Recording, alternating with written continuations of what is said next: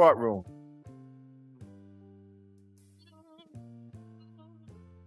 Now, this is case number 42 on the calendar in the matter of Klaus versus Stafford.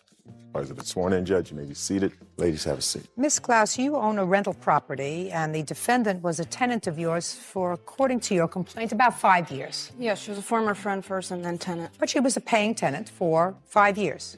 What was the rent on the house? $630 a month. No.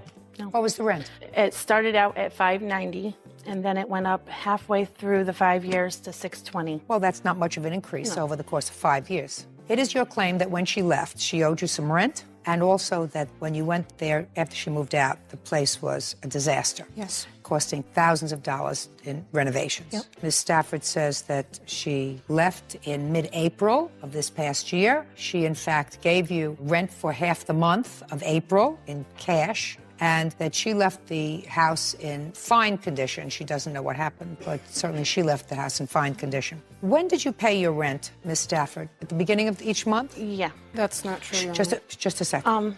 Don't interrupt when I'm asking her questions.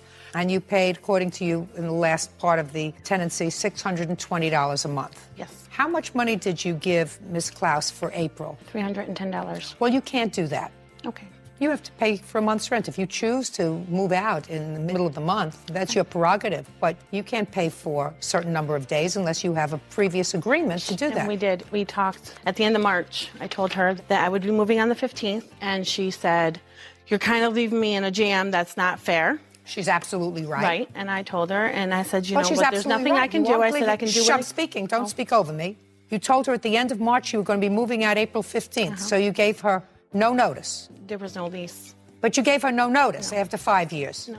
Okay. So let us say I believe you that you gave her $300 in cash. Did she give you $300 in cash? Yep. Then you owe her $320. I gave her $310. Okay, then you owe her $310. Already. Because you can't dictate to her that you're going to be moving out at the middle of the month and you only owe half a month's rent. You owe the entire month's rent. Okay, because she told me that she agreed to that. That would be fine. I don't believe that at all. I didn't even have to ask her. Okay. Once she says you're leaving me in a lurch by giving me no notice at the end of March, she's not going to say, well, I'm going to be real nice to you. You only have to pay me for half a month. Okay. Try to play it straight with me, Miss Stafford. I'll be much more amenable to listening to what you have to say about the destruction of the house if you don't fib at the very beginning. I'm not fibbing. Yeah, sure you are. Because something doesn't make sense, it's not true.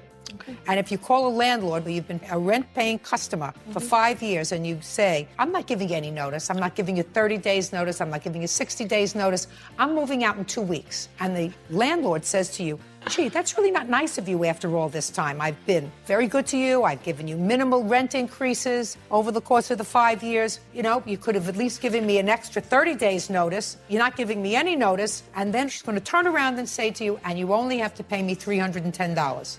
Ridiculous. Your Honor, she came to me in the beginning of March and told me that she would be selling the house. That's when I started looking for a place to live because I didn't want to be left out without a place to live. Listen to what you're saying to me.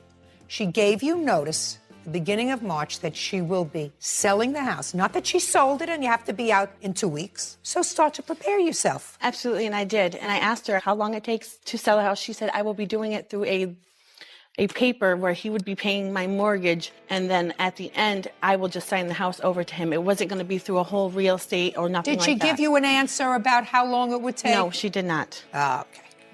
All right, so now we have $310 that she owes for the month of April. Now, what date did you move out, Miss Stafford? The 15th. 4/15. And you say you left the house in good condition? I did. Okay. When did you go to the house? I went there on Tuesday, the 19th. You moved out on the 15th. On the 19th, tell me what you saw. Well, first, can I just step back 2 days? On April 14th at 7:30, we still had not received any rent at all from them. I sent my husband over there at 7:30 at night. She opened up the door to him. He asked her for the rent. She said his exact words were, I'm not sure if I'm paying you. I'll have to wait and talk to my husband because she's mad over whatever rumors she heard, and shut the door in his face. I went there the next day on Saturday to ask for the rent because she said she would only deal with me, not my husband. I went there, and that is when we got into the discussion of why she said she was upset about some rumors that she had heard at a diner that I was working at, and that's why she wouldn't pay me. And I said to her, I said, you can't just get mad at me over rumors, and I'm not going to get into any of that. This is between me and you. The diner's completely separate. I said, I'm not telling you you have to move right away. You know, it's going to be 3 months. By the end of this conversation, it lasted almost 2 hours. You were in the house. No, she came outside. She was very, very angry, and I could tell she did not want me inside. But by the end of this conversation, she promised me, she looked me face to face and promised me she would give me 30 days notice and that she would give me the full month's rent. And I never heard from her again until I knew the property was empty. When the property was empty and the cops were there is when I said to her... What date was that? The cops were there on the 4/18. On the 18th? Yep. And Miss Stafford was there? She wasn't there at first when they got there. I was there. I had noticed the damage, all the disgusting stuff that was done inside the house. So you were actually inside the house on the 18th, not the 19th? Right. I was inside the house on the 18th. That's what the police report is for. Okay. And I went in and I saw all the damage, and first thing I did was call the cops for a police report because the place was... Can I see it? ...completely trashed. I've never seen anything like that in my life.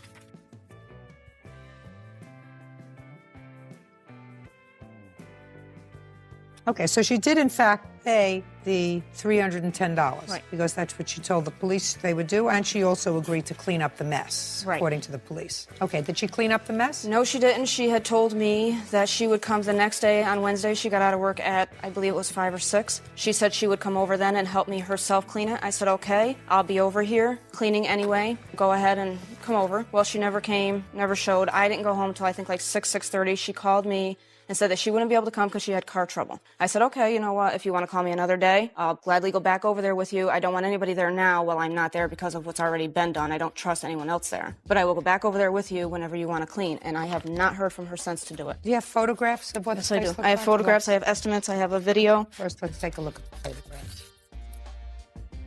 Would you like the video too? In a minute.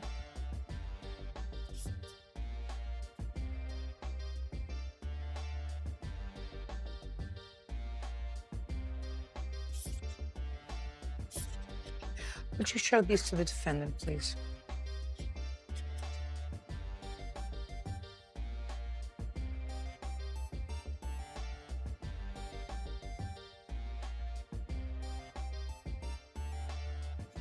Funny.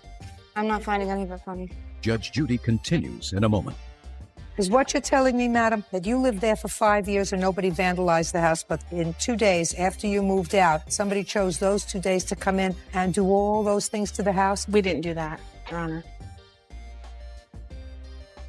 Real cases, real people. Judge Judy. Victoria Klaus says former tenant Kelly Stafford moved out owing for rent. Victoria also claims Kelly vandalized the home. Go ahead. All these attic pictures and all these basement pictures, yes, maybe some of these are stuff that was left from behind. I'm talking about the refrigerator, the garbage. No, we put the garbage out. A lot of this stuff came from the attic that her brother destroyed, and it was from a ton of stuff was left up in the attic that I couldn't even use. I'm not talking about the attic. Let's Okay, not talk well, about the that's attic. Let's talk pictures about of the this. kitchen. Let's talk about the stove. The stove wasn't hers, and it was broken. She knew it was broken. What about the garbage? The garbage is not all mine. Whose is it? Which came from the upstairs in the basement that she packed to me. up. Are you kidding me? You said... when- Shh. Did she put the food in the refrigerator No. and the freezer? No. No. Food in the refrigerator and the freezer was yours. Yeah. Well, The dirty stove inside If was there you. was a Shh, listen to me. The stove was used by you for 5 years, no, it was broken. so you didn't have a stove for 5 years? No, not the oven part. The top of it worked, yes. There was a fire at the bottom of it. When you say that somebody else's stuff was in the basement, whose stuff was in the basement? Her brother had lived there previously before I did. There was stuff in the basement from him. All of his That you leftover left stuff. there, and just a his- second, that you left there for 5 years? She brought a dumpster over there and we did clean out. I helped her personally clean out a ton of it. But yes, there was still some left in there. And so what you're telling me is this mess down here was her brother's stuff that had been there for 5 years? Absolutely. Okay, can I see the video, please? The water on the basement floor is from our washing machine being moved. That I can admit to. That's not But- true either. Your Honor, that is where there was a carpet and it was so badly contaminated with urine from cat smell that I had to replace it, and egg yolk that someone egged and candle waxed the inside of the entire house, up and down all the walls.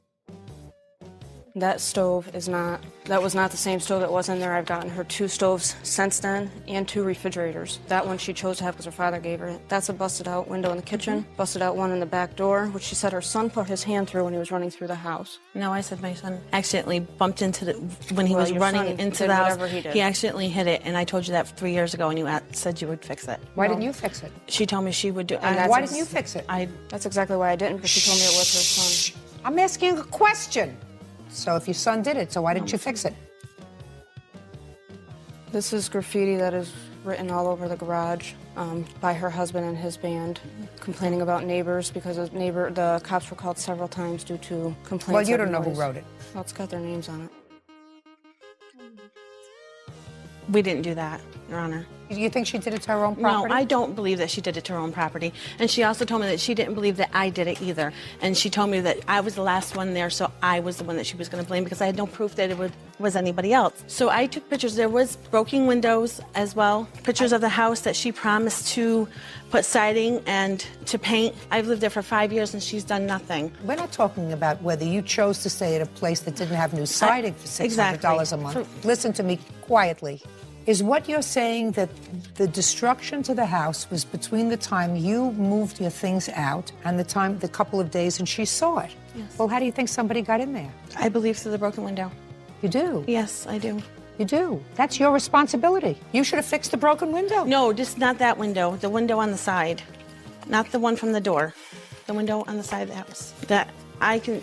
Is what you're telling me, madam, that you lived there for 5 years and nobody vandalized the house, but in 2 days after you moved out,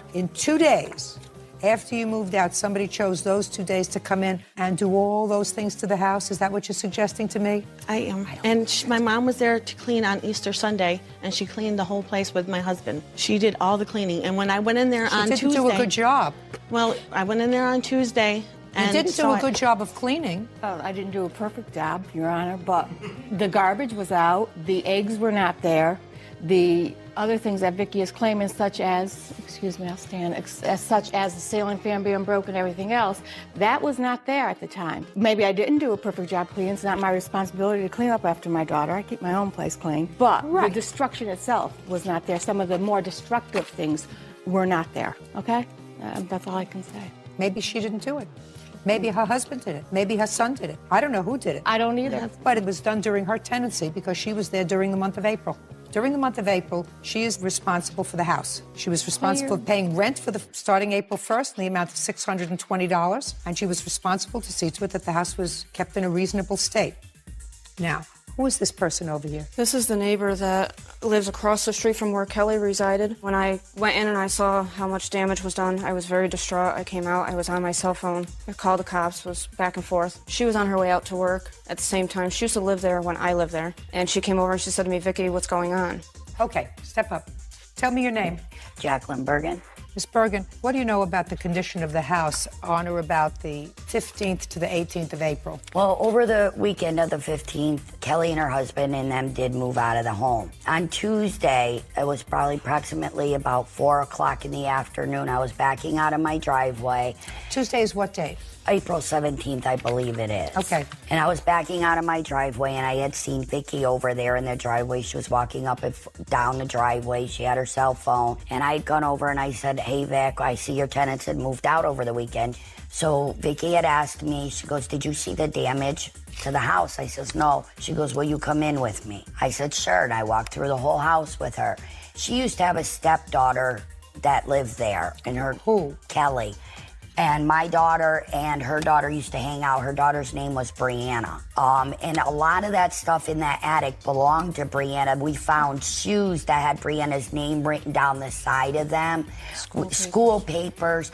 There was pictures in the attic of Kelly and Chuck. There was CDs from the band that her husband had upstairs in the attic. And this was on the 17th? On the 17th. And I'm the one that went through and took pictures with Vicki. And then on the back porch, which there is a picture of, she says all the garbage was removed. It might have been removed out of the house, but it was put onto the back porch and left there. There's empty Budweiser boxes. There's bags of trash. And then on Wednesday, me and another girl and Vicki were all over there cleaning, and then that's when Alta came over too. and started in with the cleaning. And she said that Kelly would be back that night to help us. And Kelly has not been over there since. Okay, thank you. Judge Judy, Yeah. I did call her and tell her that I would like to give her her keys back and do the walkthrough. I leave her a message. What date? This would be on Monday because Sunday was Date. Easter. 17th? 16th. But she said the 17th Oh, was no, Tuesday. no. 17th was Monday. 17th was Monday. So on the 17th, you wanted to do a walkthrough, but you hadn't taken I called her. all the No, garbage. I had called her. I had my mom and my husband was over there on Sunday, on Easter Sunday, taking the garbage out. The garbage was to be picked up on Monday morning. I don't know if I was not there. So I don't know if all the garbage had made it out on Monday morning. I called her and left her a message. She called me back and left a nasty message on my phone on Tuesday saying that the cops were there and everything, and I can play it if... I don't need it. Okay. I don't need it. At least some of the stuff that was upstairs in the attic belonged to Brianna. It didn't belong to her brother. It didn't belong to any of her relatives. I believe her. She has absolutely And no... her son, spent the night in my house every weekend. He can contest that. She knows that my house was not dirty, and I was... Listen to me. I think that you left the house a mess. Okay. I think that there was a lot of messy stuff left there. And I also think that either you, your son, your husband, or whatever did some nasty writing on the wall. There's no question in my mind that that happened. Now, that isn't worth thousands of dollars. That's worth a good cleanup. And if you had, at the time of your tenancy, had a security deposit, that security deposit probably, or should have been, something like 2 months' rent. Right. So at the time that you started your tenancy, according to you, your rent was $590. Is that right? Yes. $1,180 plus the $320 that you owe her. Your Honor, if I may show you just estimates as to what the damage exactly Listen to me. is. When you rent a house to somebody, you have a responsibility. Your responsibility is to see to it ongoing that there isn't the kind of damage that you claim exists over 5 years. Okay. And you're not going to wait until the end of the tenancy and say, I want new carpeting, I want new appliances, I want the place freshly painted. You have to do that. That's what an owner does to their property. But certainly someone who leaves the apartment should leave it broom swept, clean, and in reasonable condition. I'm not talking about new carpeting, cleaning the carpeting, doing anything like that. And you have to be a little vigilant, because if what you say is that she was a friend of yours, you should have been in that house more frequently at the end of every year to see to it what was done. And you can't tell me now, after 5 years, that you want a whole redo on your house, but you're entitled to have it left clean. Judgment for the plaintiff in the amount of $1,500. That's all, Stephanie. Honey's our excuse. You may step out. She lied because... Now, this is case number 196 on the calendar in the matter of Ralph Lair versus Ralph Payne. Parties have been sworn in, Your Honor. You may be seated. Mr. Ralph, this is your mother and that's your sister, is that Yes, right? Your Honor. And this is your girlfriend? Yes, How old are you, sir? I'm 25.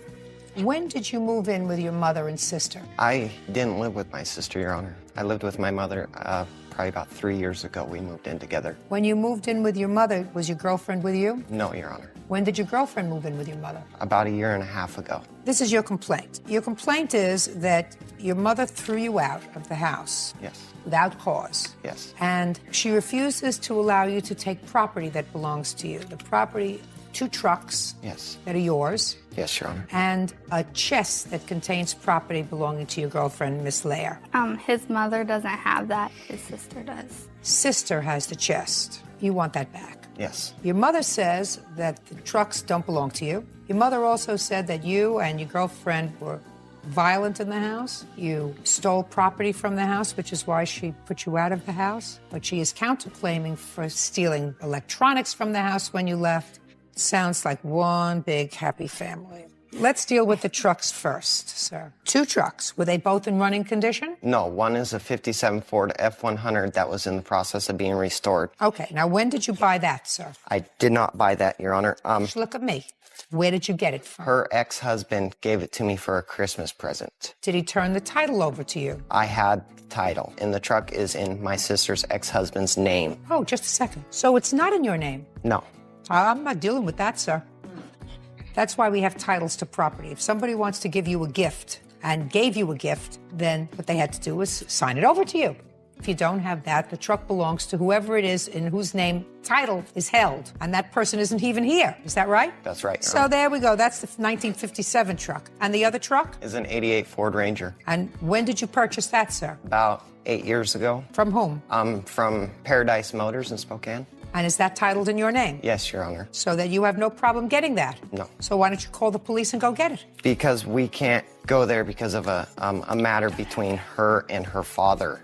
Just a second. You can go there, Mr. Ralph, and I will prepare such an order indicating that as soon as you have title to the car, you are to be accompanied by a sheriff or a marshal to go and pick up your car. Is that reasonable? That's reasonable, Your Honor. You have any problem with that? No, Your Honor. Great. All right. So the 88 car is yours. Just get the title to it. Okay. Let's deal with your girlfriend's chest. What was in this chest? There was a chest and a trunk. I had porcelain dolls in them. I had handcrafted porcelain knickknacks. I had pictures. I had picture frames. And you didn't take that with you because? I moved out of my father's house and my porcelain dolls were in the living room on a shelf. My dad told me I couldn't take this stuff out. Miss Payne was living with my father at the time they were dating. Where are her dolls? I haven't seen her dolls. Because she pawned them. Do you have her property? No, I do not. Do you know what happened to her property? I have. Look at me. No. Do you know what happened to her property? No, ma'am. I don't. Did you sell it? No. Did you give it away? No. When was the last time you saw her property? Maybe about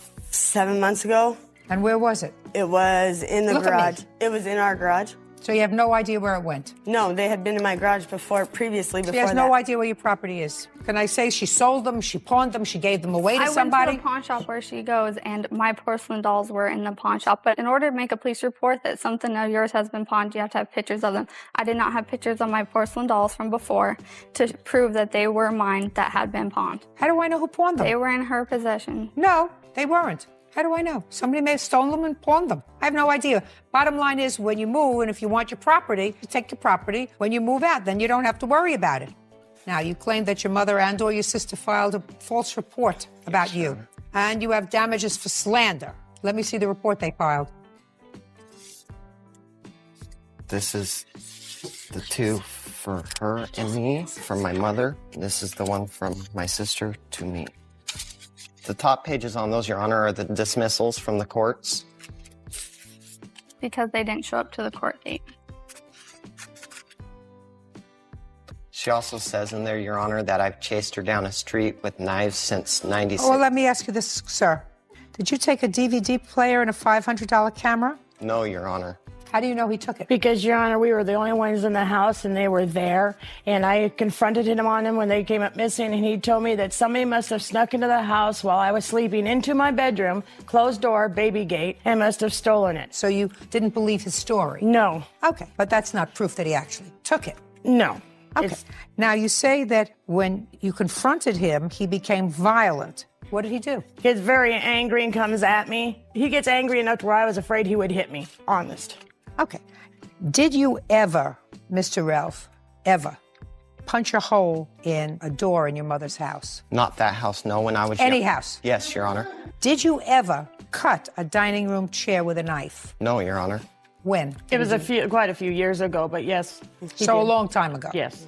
Okay. So what your mother says in this complaint, sir, is that she threw you out of the house because you stole some electrical equipment and you also stole her medication. Your Honor, Now, that's not true. Now, I know about the medication, but I've asked her about these things. She believes that you took them. She says that when you were confronted about it, you became violent. After she ejected you from the house, sir, were you arrested for shoplifting? Yes, Your Honor. What did you shoplift? A T-shirt. From where? JCPenney's. Why? I don't know. I don't. It was a wrong mistake, and I paid for it, and I have to live with that consequence for the rest of my life. Was it the first time you were arrested, sir? No. What had you been arrested for before? When I was 14 years old, I was arrested for first-degree assault with a deadly weapon. So that you have a temper. Yes. So you have a temper and you do steal. Yes. So that when your mother says she had concerns that you would become violent with her because she knows as a parent you have aggressive tendencies, there is some validity to that. Yes, Your Honor. So that the fact that she chose to file this application for a protective order after she asked you to leave the house, she didn't say that you had hit her. She was very careful to say that you would never hit her here. She said, but you act in a violent manner and she's afraid one day you're going to hit her. That's what she said. She's probably right to be afraid. Judge Judy continues in a moment. You ready to take a hair follicle test? I'll do it right now. If it's not clean, I will send it to Child Protective Services and you will never get your children back. Do you understand? And later today, We didn't have a relationship. No, I understand She you was didn't have just like a relationship. renter. She wasn't a renter. Renter pays rent. True. Then I don't know what to call her or call the relationship. real cases, real people. Judge Judy. Jesse Ralph and his girlfriend Felicia Lear claim Jesse's mother, Linda Ralph, and sister Alyssa Payne stole their property and slandered them to the police. The defendants are countersuing for rent and false reports to CPS. Now, let's see what we said about Miss Lair. You were arrested too? Yes. For what? For stealing a necklace. For stealing a necklace? Yes. First time you've been arrested? No. No, that's something you shouldn't have to think about. Now, did you take any money that belonged to her by fraud? No. The Verizon bill that she's claiming I stole from my social security number is in a man named Don's name, who is 60-something years old, and we got on a family plan is what happened, and her, Don, me, and Jesse, we all had phones. Don signed the paper on it, so how I stole his social security number and Did you pay the bill? When we moved out, he asked her to, if we could get the bill. She said it hadn't come yet, and then we woke up one day, our phones weren't working, they were shut off. She never gave us the bill. We didn't even have the phones. I think we might have had them 3 weeks.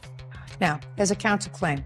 According to your mother and your sister, you, in retaliation for what happened here, you called Child Protective Services. Which one have you called? Neither one of us. Neither one. We had the CPS reports. I have 4 CPS reports here for you, Your Honor, saying everything that has gone on, if you'd like to take a look at them. All I want to know is, as a result of these CPS reports, you have children? Yes, I do. How many? I have 3 boys and a little girl. And the children were removed from your custody, Yes, is that they right? were. And let me guess, without looking at the reports, the children were removed from your custody because it was alleged that you were neglecting them because you were using drugs? Yep. Yeah. Well, I can tell you right now, that's probably true. So if you want to raise children, you can't use drugs. Do you understand? Yes, ma'am. And your mother knows that you use drugs because she's shaking her head yes. I know that you're using drugs because I've been in this business for 35 years. So I know that you use drugs. But I have been clean for 6 years. I have ADHD. I do not stand still. I never have. You ready to take a hair follicle test? I can send you today. I'll do it right now. I'll send you for a hair follicle test. If the hair follicle test is clean, you have no problem. If it's not, listen to me. If it's not clean, I will send it to Child Protective Services and you will never get your children back. It'll Do you come understand? up for marijuana. Well, listen, marijuana, if you got ADHD and you're taking other medication, you shouldn't be smoking marijuana. I don't take any other medication. Just marijuana? Yes, because And CPS knows that. Because? I don't take the medication because I have a bleeding ulcer and I cannot handle the medication they put me on. Give me a break. Will you please? I just said to you, I can tell that you're using drugs. No question. So if your children were removed from your care because of somebody called Child Protective Services, that was a good thing. And I don't care what the motivation was. So that part of your counterclaim is dismissed. Now, is the only proof that you have that your son and or his girlfriend stole property from your house the fact that they had access to the house and they were the only ones that had access? To the electronics. Yeah. And the other stuff? Don't speak. The medication? Yeah. Yeah, well, yes and no, because he also stole the pain pills from my roommate and admitted he stole the pills from To my who did he roommate. admit? To Don, my roommate. Where is he? I know, he's not here. Well, then I can't help you. All right, look, this whole family mess is going to be resolved as follows. You're getting your truck back. We'll prepare an order that as soon as you can produce a title, you present that to the local authorities, and they will go and pick up your truck, and your mother doesn't have any problem with that. Correct? No. Can I ask you about the 57? Can I have the guy whose name it is in go get that? Can you? Yeah. I don't give advisory opinions. I have, how many years? 20 years of postgraduate work. You want my advice, you got to pay for that, sir. Don't ask me what somebody else can do. As far as these applications for protective orders are concerned, I have a feeling that your mother had good reason to file them. What about the I'm one speaking. from his sister? And your sister probably did too, although she had clouded judgment. In any event, I have a sense that you two people are not strangers to the criminal justice system. You've been involved in it for a while. And there is probably sound basis for them at least having some amount of fear and discomfort over your activity when you were living together. There has to be some reason that a mother throws out her son. I'm speaking that she's allowed to live with her for 3 years. Your Honor. I'm speaking. I'm sorry. Listen to me. Well, that's too bad. I'm ruling now. You spoke? I'm ruling now. So you get your truck back. You don't get damages for the order of protection. And unfortunately, I don't know who pawned your dolls. As far as the property is concerned, you have to have more proof that he actually took the property or that the girlfriend took the property. If you had a witness with regard to the medication, I would hear that witness. Miss Payne, with regard to your cross-complaint for false allegations to Child Protective Services, they weren't false. That's all. Step out. What is your excuse? You may step out. I'm done. I love him. Anger? I'll always love him. No, I'm pretty mad, man. But I can't do this anymore. I just can't. And now the next case. All parties in the matter of Doucette versus Willis. Richard Doucette is suing his former friend, 25-year-old Jolene Willis, for several loans to get back on her feet. Jolene claims Richard was trying to buy her affections. Mr. Doucette, Miss Willis was a friend of yours who you allowed to move in with you because she needed a place to stay. And it was a platonic relationship. She, I think, stayed on the couch. Yes, I did. And you claim that while she was living with you, you made a series of loans to her. You want your money back. Miss Willis says that you gave her money because you were hoping that you would have more than a platonic relationship with her. When that turned out not to be the case, you became irritated, told her to leave. She says that there was never a loan arrangement. She's counterclaiming because she says that you refused to return some of her property when you put her out. That's your counterclaim. Yes. How old are you? I'm 25. How do you know him? A couple years ago, I bartended at a bar, Champs. He came in there, played pool, and I started then playing on his 9-ball pool league. On his pool league? Yes. Go ahead. And we became friends for a couple years. And I moved to Pennsylvania, and when I returned, he offered to let me stay on his couch. Well, you must have called him. Yes, I talked to him. We are friends. I started playing on his pool league again. And you asked him if you could move in? Yes. When was that?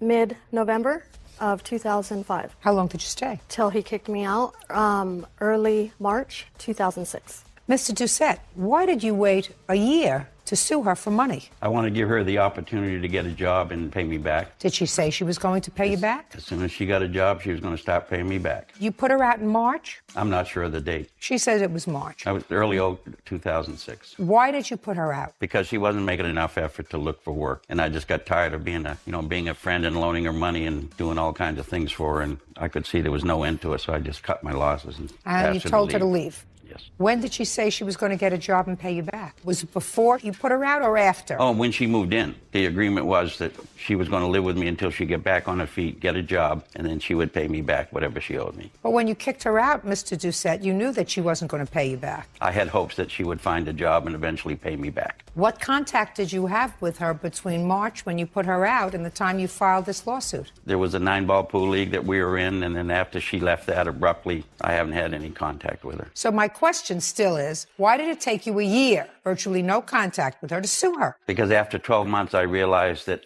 I'd better get a lawsuit against her to protect my interest. How much money did you give her in total? About $1,900. You have receipts for it? I do. I'd like to see them, please.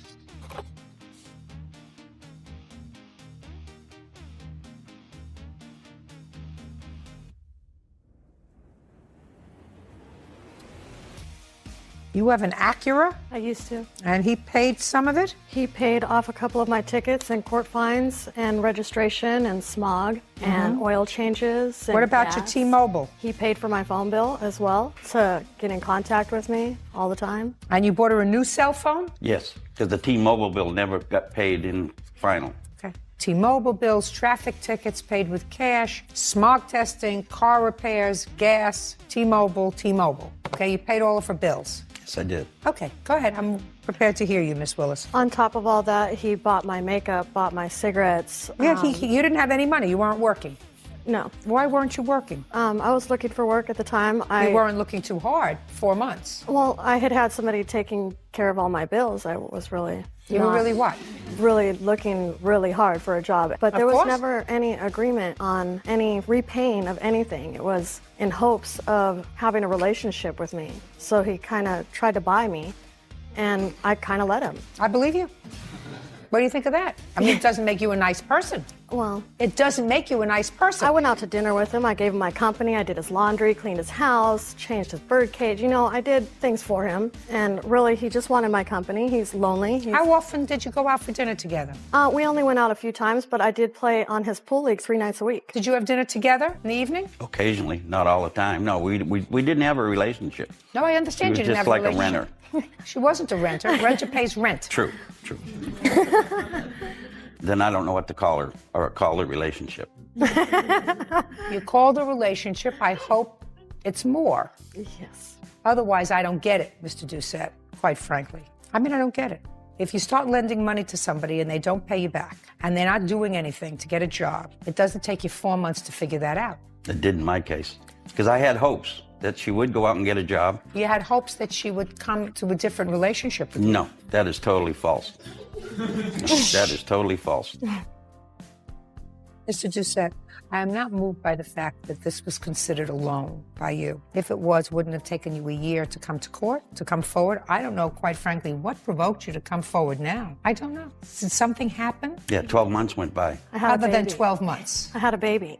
When did you find out she had the baby? Probably early January. And that's when you filed your small claims case? I believe so. Thank you. Your case is dismissed. That's all. Why did I excuse you may step out? He wasn't making any effort to find a job. He wanted a further relationship with me.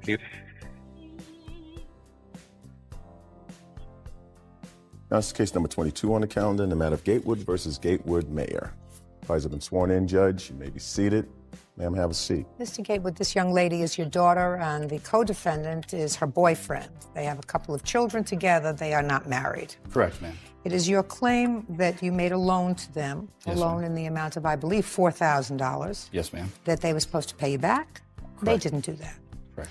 Your daughter and the boyfriend say that this was not a loan, this was a gift, because they had fallen on some hard financial times, and that you became more and more obsessed with getting this money back, an obsession that rose to the level of harassment. They are counterclaiming, claiming that you not only harassed them, but that you vandalized Mr. Mayor's car. Yes. How old are you? I'm 20. How many children do you have? I have 2. How old are they? They are 2 and 6 months. Is Mr. Mayor the father of both of those children? Yes. What do you do for a living? I was a forklift driver. Well, how long ago were you a forklift driver? A few weeks ago. And how long were you a forklift driver? For about 6 months. And before that, what did you do? Forklift driver at another job. Why do you keep changing jobs? Because Mr. Gatewood keeps calling on my jobs. Yes, ma'am. So it's somebody else's fault. It's not your fault that you lose these jobs. Right. Mm-hmm. How much did you make at your job? I was making $8.50 $8.50 hour. That's not a lot of money. No, ma'am. Can't support yourself and 2 children on $8.50 an hour. So what do you do for a living? I stay at home with the children. Well, you can't afford to do that. Well, right before this job, he had a job that paid $12.90 an hour. $12.90 an hour, a virtual windfall. You think you can support a family on $12.90 an hour gross? I think it's a pretty good amount. And when did you lose that job? November. And you went right to work for somebody else? Yes. When did they call and ask you for money? About the first part of February of this year, ma'am. Now, if you were working in February, what did you need money for? Look, don't go like that. I don't know. If he's working as a forklift operator at a job that he can support a wife and 2 children, girlfriend, excuse me, why did you call your father for money? Pretty much he continued to lose every job right around 3 weeks. And each time the boss of the job would call and say, I'm sorry, we have to let you go, but there's a complaint that we got from a person calling in. And a boss doesn't fire him if he's doing a good job because some stranger calls that he doesn't know and says he's not doing a good job. That doesn't make sense, Miss Gatewood. Okay, so you called your father and said that you needed money. we actually called him and said, could we stay with you for a while until we got something saved up? So, Miss Gatewood, so you called the person who you thought was responsible for your husband, I keep saying that, I must be old-fashioned, for your boyfriend losing his jobs, job after job after job. So what you did was call him and say, could we come and stay with you? I asked for me and the kids to come and stay. I'm trying to get where you're coming from. You call the person who you believe is responsible for all your bad luck and say, can we come and stay with you? And what did your father say? He said we could stay for a few days, but he'd like to try to find us a place to stay for us to be stable. Okay, and you said? I said that'd be great. And? We went looking for mobile homes. We finally found one that we could buy for $1,000. So he told us that he would get us a loan to help build my credit. Great. So you went to the bank? Yes. And what happened to the bank? We got a $4,000 loan that my dad agreed he would pay. I didn't have a job at the time. Chris knew nothing about it. Chris knew nothing about it. When you moved into this mobile home that you found for $1,000, he wasn't going to move in with you? Chris wasn't any part of the loan. He was going to live with me. Just answer my question. Yes, he was going to live there. Well, if he was going to live there, where did he think that you got the money from? I told him my dad was going to help us out. That's what we were told. It was going to be a gift. Is that right, sir? No, ma'am. All right, Mr. Gatewood, do you want to tell me your version of what happened with your daughter and this money? Yes, ma'am. At approximately first part of February of this year, my daughter called me crying, saying that she was being evicted from her apartment. Said they had no money for gas, no money for food. It was snowing. They wanted to know if they could come with me. I said, you and the girls can. That young man can't hold a job. He's not welcome. I got off the phone. About 20 minutes later, I called my daughter back. She's upset. I said, I tell you what, I'm going to help you. It's going to be a loan. You got a tax return coming. You can pay me back part of it this year and part of it next year. At that time, that loan will establish your credit. It will also gain you new residency, which it did. We got a trailer for her, 14 by 70, 1974 trailer. Got our washer and dryer, got our couch, got our refrigerator. And when you say you got her, did she go with you shopping? Yes, we actually purchased the trailer. The washer and dryer came with it. The washer and dryer and the couch basically came with the refrigerator he got from work. Okay. For free. That's now, correct. You took out, according to you, a $4,000 loan. The trailer was, according to your daughter, $1,000. What happened to the rest of the money? That's correct. We gave the actual person that we bought the trailer from $2,800. No, we For did what? not. For the trailer and all the belongings in the trailer, for the furnishings. You have proof of that? All I have is the loan, ma'am. Well, I'd have to know what happened with the money. Well, I gave her the cash to help. Look at me. I gave her cash so they could pay their car payment so they wouldn't lose their car. Okay. That's not correct. How much money did your father give you? He gave us $1,000 for the mobile home, Mm-hmm. $500 paid for the washer, dryer, couch, and stove that came with it, and $500 towards lot rent and starting all our utilities up. So he actually gave you $2,000? Yes. Okay, go ahead. That's not true, Your Honor. We gave the gentleman $2,800, and the other $1,200 I gave to my daughter. I did not give it to him. I gave it to her in cash. Okay. Now, they're supposed to pay you back with their tax return, but something happened, Mr. Gatewood, according to your complaint, that irritated you. Your daughter said, according to you, she said she couldn't make the first payment. Correct. So you went to the bank and made the payment. That was $300 and some odd dollars. $375, yes, ma'am. Then what happened, sir? From that time, she basically asked for me to pay her lot rent as well. And I promptly went straight up there within the hour and paid her lot rent. How much was the lot rent? $300. What were you doing all this time? I was working. Why wasn't your rent being paid? Actually, he went up there himself and paid it off, and But then why gave her wasn't a your phone rent? call. Listen to me. He would not have known to pay the lot rent unless somebody told him that the lot rent hadn't been paid. Well, our deal. I'm not asking you. Why hadn't you paid the lot rent? Because I haven't had my first check yet. So your lot rent was not paid. Your food was not paid. If you didn't have any money, so you were using the money. Is that right, Mr. Maher, that he gave you? I never had money. Well, you were eating, weren't you? You weren't on life support. She has food stamps that she gets food from and everything. Why would she have food stamps? Because She's we on keep Medicaid. struggling. We're never getting Well, it. if you keep struggling, what'd you have another baby for? You think that was going to make it easier? Judge Judy continues in a moment. He doesn't want you to come home with the two children. He doesn't want to be a parent to your two little children. He doesn't want to be a grandparent either. Oh, Miss Gateway, you are truly a victim. Maybe you found the perfect foil. Real cases, real people. Judge Judy. Donnie Gatewood claims his daughter Crystal Gatewood and her boyfriend Christopher Mayer owe for loans. The defendants are countersuing, claiming Donnie put sugar in Christopher's gas tank. Okay. Did you get your tax return back? Yes. How much did you get? I think altogether about $4,500. And it didn't dawn on you to pay your father back for this loan? No, we were never told to pay him back. Well, you're here now. And he must have said something before you arrived here today. We were told it was a complete gift. You were told that by your father? Yes. So between February and March, when he came to the house and told you that he wanted some money, because that's what you say in your answer, you think he had a psychotic breakdown? My dad I mean, you think he had a psychotic breakdown? I think he goes through different moments where one day he wants to be our friend and the next day he doesn't. That's not be your friend, and one day he doesn't want to be his friend until he grows up and accepts responsibility for making two children and holding down a job regularly. What I'm asking you is if your father comes and says, look, I took out a loan. I need you to pay me back part of it now and part of it next year, and you just got $4,500, why you wouldn't do that? Why you wouldn't do that? It's your money. You're the one who works. She doesn't work. She gets food stamps. Every time they went to do something with whatever they were doing with the money or whatever, he came over and got her, and they left and did whatever they did. I stayed at home with the kids those times. Never knew anything, never signed Well, anything. Mr. Mayor, I don't believe that you never knew anything. I believe that he came and got Well, her. I and knew he where wanted they to were know- going, yeah. You knew what they were going. You knew what they were going for, right? Yes. It's just that Mr. Gatewood didn't want to deal with you. He doesn't approve of the fact that you made 2 children. You have his daughter living from hand to mouth. She's not helping herself, but certainly you're not stepping up to the plate and assuming the responsibility of a head of household. So he doesn't want to have anything to do with you until you grow up. I could understand that. So he takes his daughter. That doesn't mean you're a defendant, because I don't think that you made your arrangement with him. I think you made your arrangement with her. I made it with both of them, ma'am, and he knows that. No. Even you tell me that you didn't make the arrangement with him. You went to the bank with her. Not initially on the phone, ma'am, but when I went over to their trailer or to their apartment before I went to the bank, I told them that that's what was going to happen. I was going to go to the bank. Just because you told them that that was going to happen, sir, does not a contract make. Yes, ma'am. I understand. That's a parent saying, this is what you're going to do. Sure. And unless you have somebody said, fine, offer, acceptance, then you don't have a contract.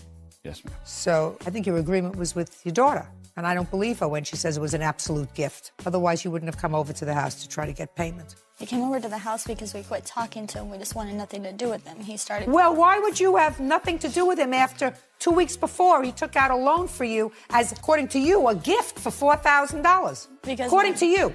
Why would you want to all of a sudden have nothing to do with him? Because they all of a sudden wanted nothing to do with us. They didn't have us come over. My mom never came to see my daughters, nothing. You're talking about 2 weeks? You're talking about from February to March? Yeah, my mom would come over at least like twice a week and see them, and she just quit coming over, quit caring.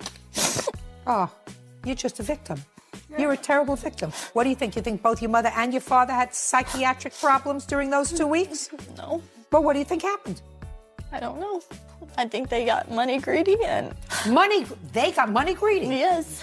I think we deserve that money because as many jobs as my dad has cost Chris. Miss Gatewood, if you believe the fact that your father caused Chris to lose his job, you better have a head adjustment.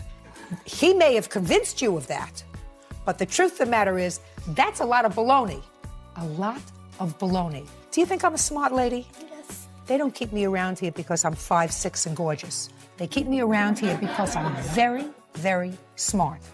And I have a history with people. Things make sense or they don't make sense. Parents who are faced with the fact that their daughter has had 2 illegitimate children with a man who can't hold down a job, but who seems to be in love with him and seems to at least want to try to make a life with him, don't sabotage that by getting him fired from his job so that their daughter will be out in the cold with her 2 children. I believe it's a control thing. Like, he always wants to know where I am, everything. He's always tried to bring me back to his house. No, he's not. You called him and asked if you could come home, and he said you can come home for a while, but I'd much rather see you in your own place. He doesn't want you to come home with the 2 children. He doesn't want to be a parent to your 2 little children. He doesn't want to be a grandparent either. Oh, Miss Gatewood, you are truly a victim.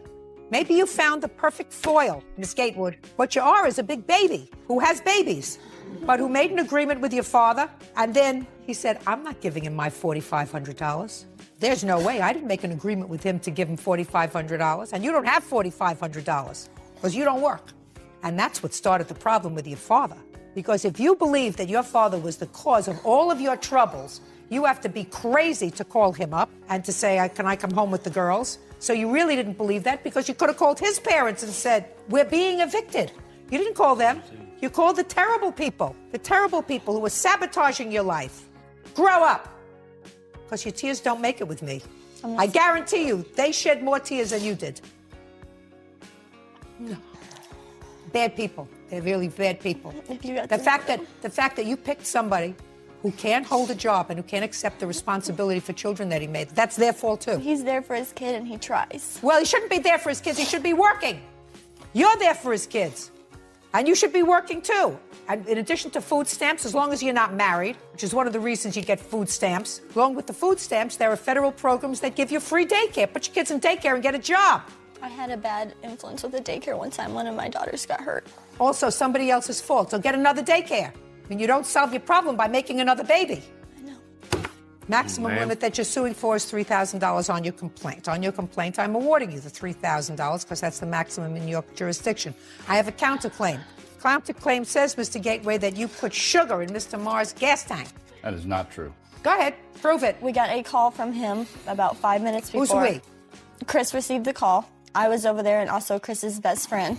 And he said... Wait just a second. You were over where? I was at the house. But you didn't get the call. No, I wasn't then answering you any can phone calls. Fine. Then you tell me what the call was. Okay, phone rings, I answer it. It's Mr. Gatewood, and he says, well, since you guys aren't going to cooperate with me now and blah, blah, blah. No, I don't want to hear blah, blah, blah. Blah, blah, blah I can get when I speak to my 3-year-old grandchild. I want to hear what he said to you, Mr. He said, Maher. since you guys don't want to cooperate with me now. Don't want to cooperate. Those are the words he used? Since you guys don't want to cooperate with me, go ahead. There's sugar in your gas tank, and I hope it blows up. So what did you do? We went out and checked the gas tank. Immediately hung up the phone, went outside. Me and my friend went outside. I opened the gas tank, see some white substance at the bottom. Checked my friend's truck. There's more on his than mine. I guess he thought I'd bought a new truck. We called the cops. They came over, took a report. And the cop states in the report that there is. Don't tell me what the police said. I'll see the police report. I think it's on like the 3rd page. Who blacked this out? The police station does it. Fill in the blanks.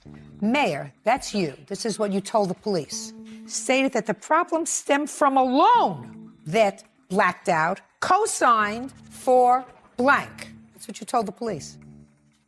According to Mayor, you have been harassing them for the last couple of days, including calling their home constantly. Prior to calling the police, he was speaking to you on the phone. Conversation quickly became heated and turned into an argument. While they were speaking, you told Mayor he put sugar in the gas tank of his car.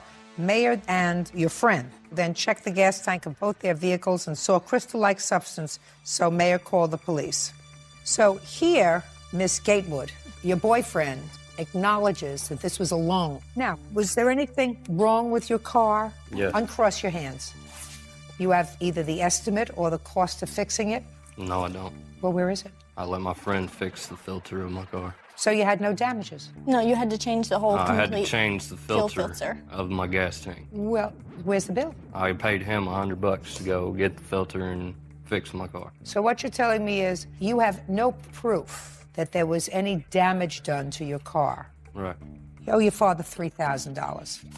Who knows whether he's going to be forever? When people get married in this country today, there is a 52% chance that the marriage will terminate.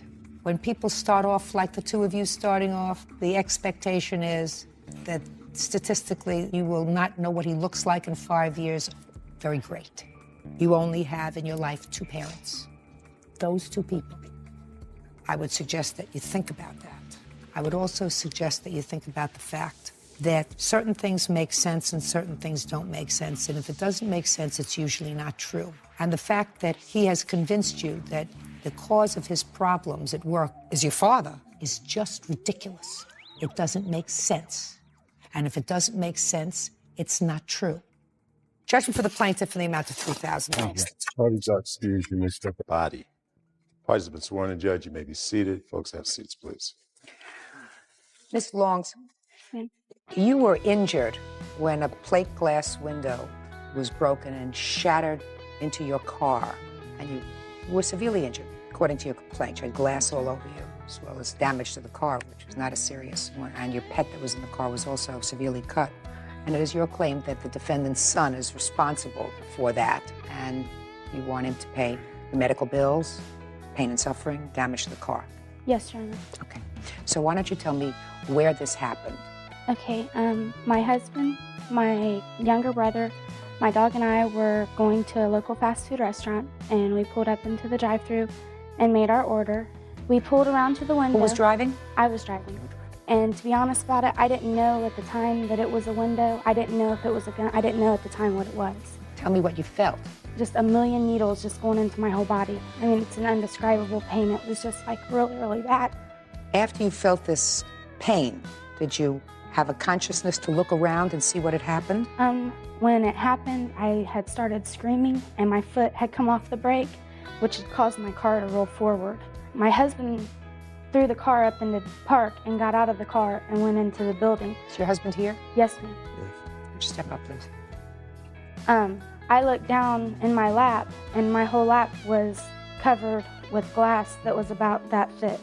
I was afraid to get out of the car because I was afraid from the way I was driving that it would go in between my legs and cut me worse than what it had. What happened next? I heard my husband yelling, and I went to get out of the car, and the glass started scraping the insides of my leg. And I went up to the window and I started, to the drive-through window, and I started screaming for my husband to call an ambulance because there was blood. You were bleeding? Yes. And I was telling Isaiah to get out of the car, I wanted to see if he was okay.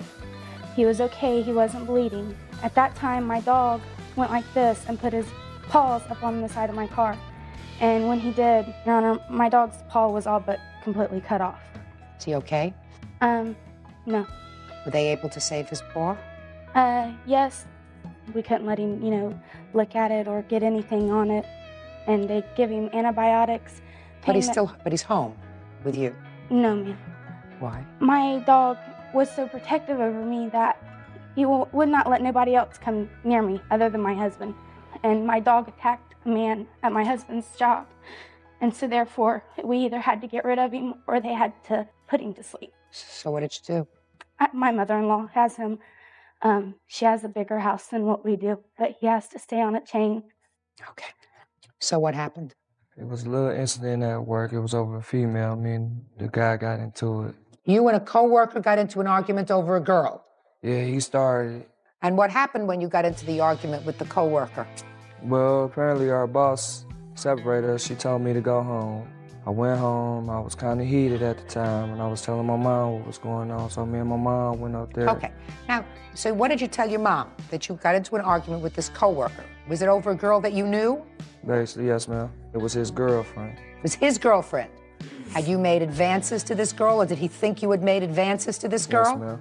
And what had he said to you during the course of this original argument, before you went home to your mother? Well, we go get into it, No, I don't know. I don't know what means get into it. Tell me what he said to you, what you said to him. He said he's gonna kick my, and I told him, man, it's whatever.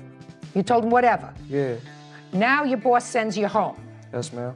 And then he comes home and he talks to you. Yes, ma'am. What did he tell you? He told me that him and this boy had an argument. Did he tell you what it was about? He said it was over some girl. Did you ask him any specifics? I asked him, what kind of argument that y'all was in. And he just said, Mama, it was over girl. He keep messing with me and stuff like that. I said, well, we'll go back to the restaurant. We're going to talk to the young man and the manager and you. We're going to get together to resolve this matter. When we get there, my son goes into the back. Were you there? Yes, ma'am, I was there. Were you? No, just a second. Were you in the back with him? I was in the back when they got to fighting, but when he went back there, no, ma'am. When you went to the back of the restaurant, your mother was in the front of the restaurant. Who did you see in the back of the restaurant? I seen him. The boy? Yeah. And? Did you say anything to him? No, I did. Did he say anything to you? He said, what's up now? And I just walked right past him. And I laughed at him like, man, whatever. You walked past him, you laughed at him, and then where did you go from there? I went to go to the manager. Did you get to the manager? No, because by the time I got to the fry, he had hit me from behind. And he pushed me, tried to run me through the glass, and I caught myself. Yes? So I'm still facing him. By the time I brought myself back out, I didn't know she was there. So far, you didn't break the window? Yes, I did. My back went through the window. How could you be face to face, sir, if he pushed you from behind? See, this... So he hit you from behind, but you didn't go into the window. No, he hit me, and then when I turned around, he rushed me. He ran me into the window. Uh-huh. When he did that, I had, got me a little brace, and my back went through the window, but I came back out the window. Okay. Now, Ms. Scroggins. Yes, ma'am. You went to the workplace with your son to have a discussion with the manager. Yes, ma'am. So tell me why you didn't say to your son, you stay out here, I'm going to speak to the manager. Before I can tell him that, he had already went to the back. How did you get to the store? I don't live too far from there. Did you walk or drive? Walk. Shh. I drove. Well, you drove, but your son walked. Did he walk behind the car or next to the car? How did that work? He said he walked. You said you drove. So did he jog along aside the car? No, he was in the car with me. All right. Did you discuss with your son how you were going to handle this situation? Yes, I did. And what did you tell him? I told him we was going to talk to the manager to resolve this problem because he has to have a job. That's exactly what I told him. Fine. Did you tell him we're going to go in together and speak to the manager? We went in together. But then he left you. I was standing at the counter. Yeah? He went behind to where the manager and stuff. No, he went behind where the boy was. Real cases, real people. Judge Judy. Shirley Long says she was in a fast food drive-thru when worker Paul Body broke the restaurant's window during a fight. Shirley says the shattered glass injured her and her dog. Where's the other boy? He is currently in jail. For what? I have no idea. I had to put cases against both of them, and the one was never signed because he is currently in Montgomery County Jail. Okay. Can I see your bills, please?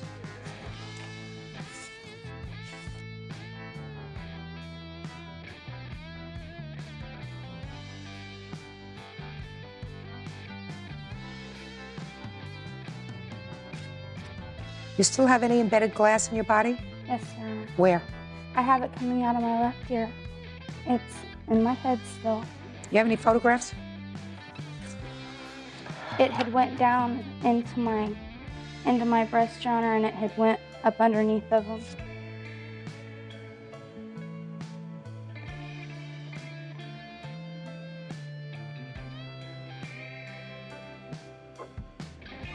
Okay. I don't have to see any more bills. Okay. Ms. Scroggins. Yes, ma'am. You handled this matter all wrong. Your son comes home and says to you he's having some trouble with a guy where he's working, and the trouble started because of him. And if you want to resolve the situation, then you pick up the phone and you call the restaurant, get the manager on the phone, and you say, we'd like to come over and have a discussion, all of us. I would like to be able to resolve this matter because my son really needs the job. And if at all possible, maybe we can resolve this dispute between the two boys. Does that sound intelligent? Yes, ma'am. Instead, right after the argument, when he was hot, because according to him, he was hot, he was angry, right? When he came home? Yes, ma'am. He was angry. You put him in the car and you drive over there because the situation was bad enough for the manager to send him home because he was the wise guy. And instead of saying to your son, you sit out here in one of these little tables, I'm going to find the manager, you let him go in the back where you knew the other guy was. Then the other fellow said to him, what are you doing here? He laughs at him, because that's what he just said. He laughed at him and he said to him, whatever. That's what you just told me. So, okay, if somebody say they go kick my, then what I'm supposed to do? Get another job. Go to another restaurant. No, I got It's not the rights only to that. fast food restaurant in town.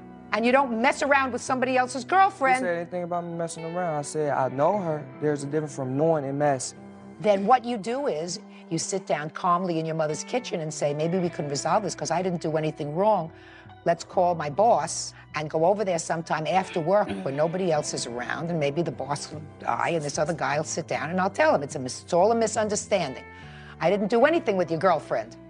So, is it both of their faults? I think it is. Sure, but the other guy's in jail, so he has to pay the whole thing. Because but for the fact that you drove him over there when he was hot and angry, and he went back there and tormented him a little bit, laughed at him. She got hurt. She's suing you for $3,000. It's nothing. She still got glass in her head. It's probably what you have up here. Solid glass. Judgment for the plaintiff in the amount of $3,000. That's all. Parties are excused. You may step out. I didn't like the way that the guy came out here and tried to fight with my husband after the court was over. For him to come out and act like he did, I mean, he's just a kid. It would have been different if it would have happened to him. If the glass would have gotten embedded into his back, he surely wouldn't have probably been out here threatening my husband if he would have felt what I was feeling. And now the next case. All parties in the matter of Johnson, Obligacion versus Rogers. Step forward, please. 16-year-old Tabitha Obligacion and her mother, Katrina Johnson, are suing Tabitha's former friend, 20-year-old food service worker Deshaun Rogers, for chipping her tooth. You're Tabitha? Your mother? Yes. It is your claim, Tabitha, that the defendant chipped your tooth Yes. while you were sort of fooling around at his mother's house. You want him to pay the bill. Yes. What were you doing at his house? We were supposed to go to a party, but we stopped by his house. So tell me what happened when you got there. Well, we Look were at there. me. We were there for a few minutes, and then Deshaun took my purse and ran into the restroom. And I went in there to get my purse. You mean just out of nowhere, he got up and grabbed your purse? Well, yeah, like he was playing, I guess, and then he grabbed my purse. So he ran into the bathroom. I went into the bathroom after him to get my purse. He threw my purse into the bathtub, and then he closed the door. And then he started spraying me with 409, and then he started wrestling with me. And then the next thing I knew, he bumped my head on the sink, and it chipped my tooth. And the next thing I know, my tooth went through my lip, and I started bleeding. And then when he realized what happened, he stopped wrestling with me, and then he opened the door. And I ran out, and I was bleeding, and I realized I was bleeding. And then I went back to realize that my tooth was chipped. And then I went to go find the other half of my tooth, and then I found it, and then I glued it back on with super glue. Tell me your version of the events, sir. What had happened was all in the house playing with water. What do you mean playing with water? We was squirting water on each other. And what she did was she reached under the counter, she got my mom's spray. It's wood grain spray. So she ran in the bathroom, was playing around. She sprayed it in my eyes. So I walked out the bathroom, and I walked in the living room where everybody else was sitting, and that's when she ran out afterwards. And I ran outside after. I said, "What's wrong, Tabitha?" She said, "I chipped my tooth on your counter." I said, "How'd that happen?" She said, "I slipped when I was spraying the spray." Tabitha, you left out the fact that you were all sort of fooling around with water. We weren't fooling around with water. Were you fooling around with anything? No, he started spraying with 409, and I didn't have any 409 before that. I didn't ask you about the 409. I asked you about whether you were all sort of fooling around when you were in his house. You see why it didn't make sense to me that he would just go and grab your purse from nothing. You were all sitting around waiting for him to change, and he just grabbed your purse and went in the bathroom. So you want to start this again and tell me what you were all doing in the house? Were you there? Step up. Tell me your name. Nicole. All right, Nicole. What was going on with the water? I didn't see that part because I was in the other room. What were you doing in the other room? Watching TV, waiting for them to get ready. So you don't know anything about any water? Well, I heard them yelling and stuff, but I didn't What see did you anything. hear? I heard her saying stop and let me out the bathroom and stuff like that. I want you to tell me what happened when you saw her for the first time after she came out of the bathroom. She was holding her mouth, and she pulled me into the backyard, and she told me what happened. What did she tell you happened? She said that she chipped her tooth while she was horseplaying with him. Horseplay. Is that what she said? Is that what she said? Yes. That's what I figured. I wasn't. Is that what you said to your friend? No, that's not what I said. Well, why would she lie to me? Because she's telling me the truth. I chipped my tooth when I was horsing around with Sean. Is that what she said? Not in those words. Well, what did she say? She said she chipped her tooth. No, you didn't finish the statement. Well, that's what I remember now. You told me no less than 60 seconds ago that she came outside and she said, I chipped my tooth when I was horsing around with Deshaun. Now you're telling me that was a mistake? Yes. Sit down. Now, you want to get back to how were you fooling around with Deshaun? Well, he got up and took my purse and ran into the bathroom, threw my purse into the bathtub, and then closed the door. So I couldn't get out anyways. So you had followed him into the bathroom? Yeah, because he took my purse because I didn't want him looking through it. Were you laughing? Was I laughing? Yeah, with him. It wasn't a laughing matter. No, I'm asking you a question. At that point, were you sort of joking around, giving my purse? No, because he took my purse, and that wasn't funny to me. Something doesn't ring true here. Did you ever date him? No. So let me see what your dental bills are. And Deshaun also came to my house because he knew that he had something to do with my tooth being chipped. And he did. And he gave me $100, and he also, and Nicole was also there. She did witness this, and she also witnessed him saying that he was going to make more payments because $100 was not going to just cover the bills. Absolutely. I absolutely think it was the right thing to do, right? Yeah, And tell me why you gave her the $100. because I felt bad for her. No, because you felt partially responsible. Yeah. Were you there? Yes. Step up. Tell me your name. Dwayne. Dwayne. Tell me what you saw. Well, everybody was in the kitchen, like, playing around. Like, I was getting wet with water, too. And them two, they started going towards the back, spraying each other. Both of them was playing around. What were they spraying each other with? 409 spray. Wood How many grain. spray cans were there? It was one. Well, how could they both spray each other? Who had Like, the can? It was like back and forth thing. And I didn't see no purse in the bathroom anywhere. Wow. How old are you? 16. And how old are you? I'm 20. Should know better. So should you. But since boys develop more slowly, he's probably about the same mental age as you are, maybe even a little younger. It's true, you know that. Your daughter is partially responsible for what happened. They were fooling around. Immediately after the incident, that's exactly what she told her friend. Do you understand? I don't believe that, though, because I don't care what you believe. Yeah. That's not what important what you believe. The only thing that's important is what I believe. Okay. And what I heard initially from her. That's not what happened, no. Yes, it is. They were fooling around. I think that he has to pay something towards what happened. He gave her $100. Half of your bills are $590. He gave her $100. Is that right? Yes, Your Honor. Which means he owes you $490. That's the judgment of the court. That's all. Parties are excused. You may step out.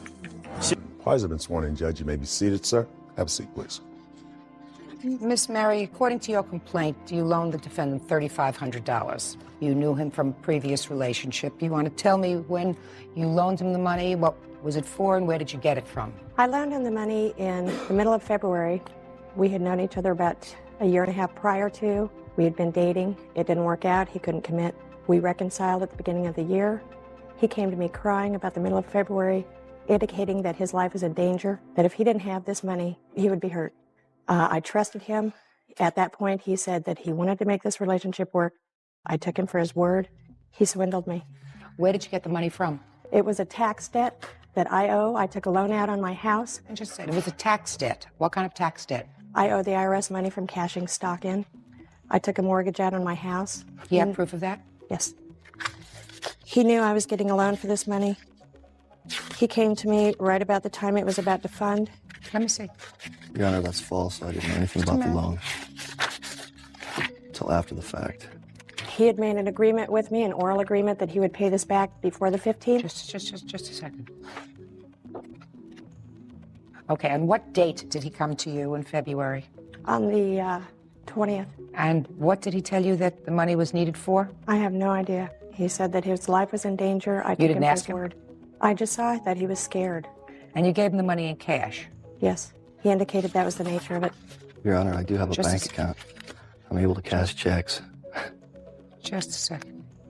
How much was the amount of your tax bill? $70,000. Okay. Go. Your Honor, this first thing I'd like to present this letter, actually, that I have. It shows A letter from what? It's a letter, actually, from the plaintiff. Shows a little bit of what her word is, and Your Honor, I have never mailed him any letters. Just a minute. it obviously has her. That's the original letter, Your Honor, with her signature. I can't read and listen to you at the same time. Okay, just show this to her.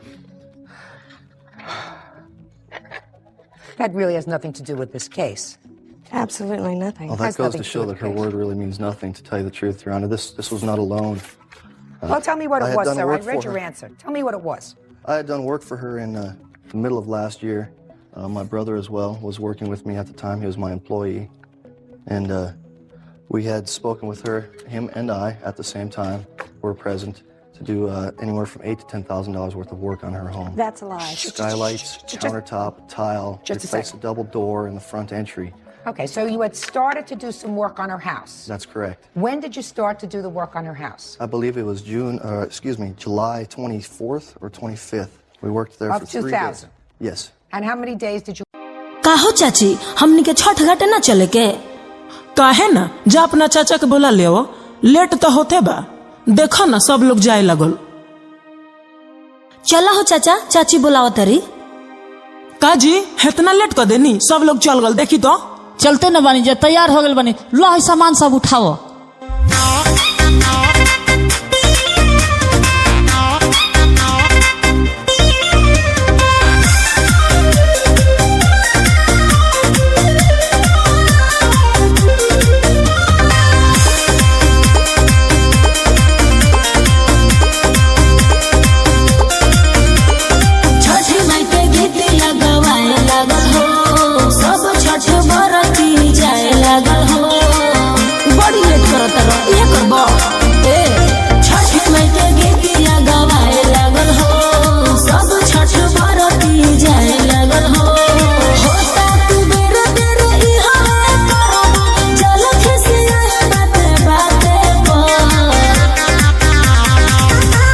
दौरा the माथे पर अच्छा पहंगिया कांधे पर चुप रहे सूरज देव के डूबे से पहले पहुँच जाइब घाटे पर जिद मत कर दौरा तो माथे पर पहंगिया कांधे पर सूरज देव के डूबे से पहले पहुँच जाइब घाटे पर किस बड़ा से धो दिल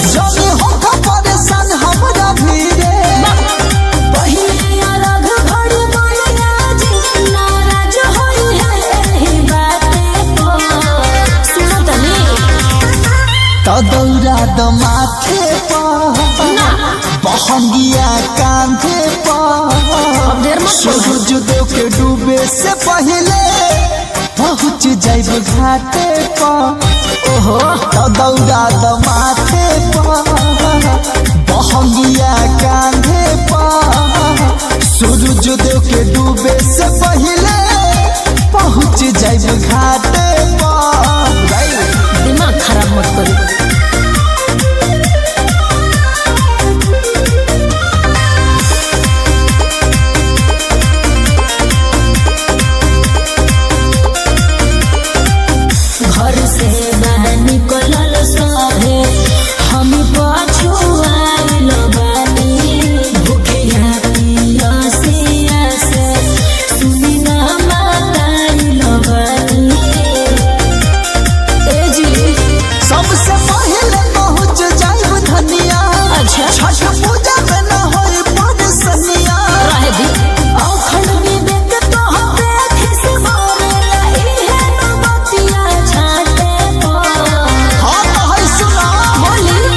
दौरा द माथे पर बहंगिया कांधे पर सूरज देव के डूबे से पहले पहुँच जाइब घाटे पर दौरा द माथे पर बहंगिया कांधे पर सूरज देव के डूबे से पहले पहुँच जाइब घाटे पर तो ठीक बा ले ले We worked there for 3 days, Your Honor. Oh, okay. On the third day, we had the job almost completely done, the portion that we were doing, and she said, I'll finish it myself.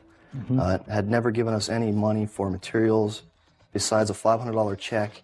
She had not paid us for our labor, which I had to pay my employee. She gave you $500. A check, that's correct. And that Well, was the in check you July of cashed. 2000. Shh, I'm speaking.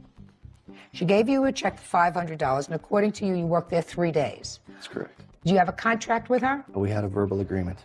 Did you have a contract with her? I did not, Your Honor. Okay. Because no contractor starts a job that says it's between $8,000 and $10,000. When you She do had a list. I'm speaking. When you do a contract, you say this item is going to cost this and that item is going to cost that. You don't believe that the work that you did in 3 days was $4,000. No, it was not, but subsequent to me accepting this job, I turned down numerous other jobs because I was going to be at this job for anywhere from 2 to 3 weeks. You have proof of that? Not on hand, Your Honor. Well, that's your defense. That's your defense to this action. So you should have proof.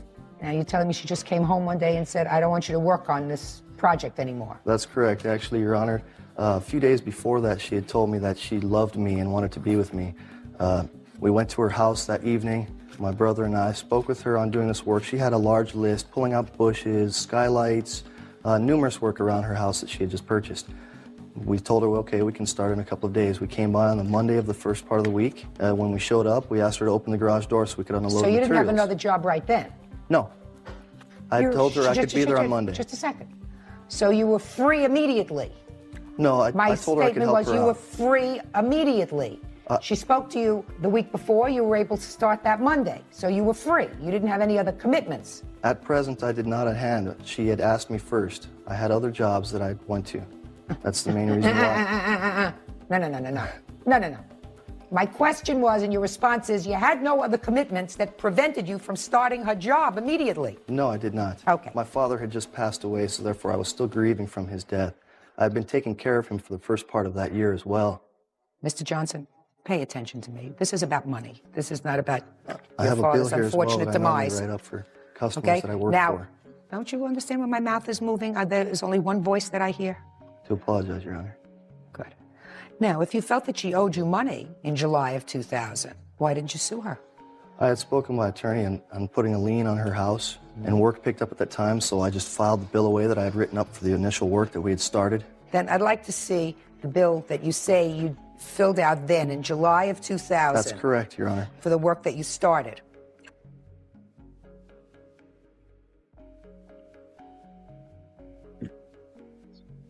I do believe there's a legal term for this called a quantum merit, Your Honor. You didn't do $4,000 worth of work in 3 days. I know what the legal terms are. Quantum merit means that you are paid for the work that you do. That's correct. This is not the work that you did in 2.5 days. She gave me a check for $500, that is it. Pay attention. This is not the work that you did in 2.5 days. That's not what your answer is. Your answer is that you gave up other jobs because you had a job that you thought was going to last several weeks. That's your correct. defense. That's correct. So what are you showing me this bill for $4,000? That's the work that we started doing. Halfway through that, she decided to tell us, and I'll finish the job myself, because the first day we arrived on the job, she had a new boyfriend there. Your Honor, the reason that Did you remove the countertop? That's correct. Did you install a new countertop? That's correct. One out of 3. What do you mean 1 out of 3? There are 3 countertops. He installed one, gouged the second one, and left the other one standing That's in my false, garage. Your Just a Honor. second. Is it there? I paid somebody else to correct the job. That's false, Your Honor.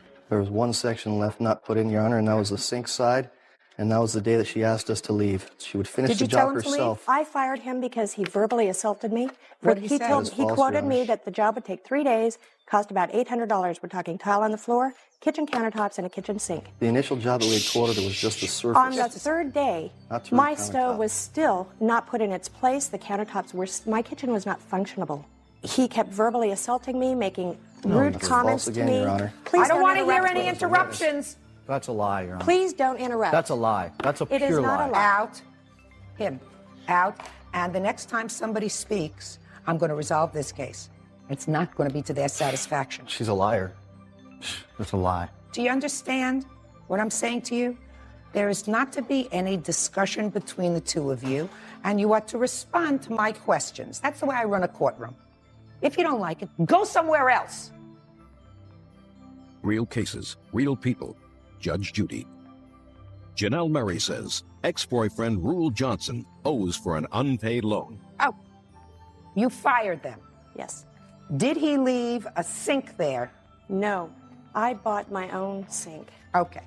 That's false as well, Your Honor. Show me the bill. I don't have the receipts. I'd given them to her at the time. You're a contractor. Contractors have bills. Can I see Checks. it? Did you buy a sink set, faucet, and plumbing?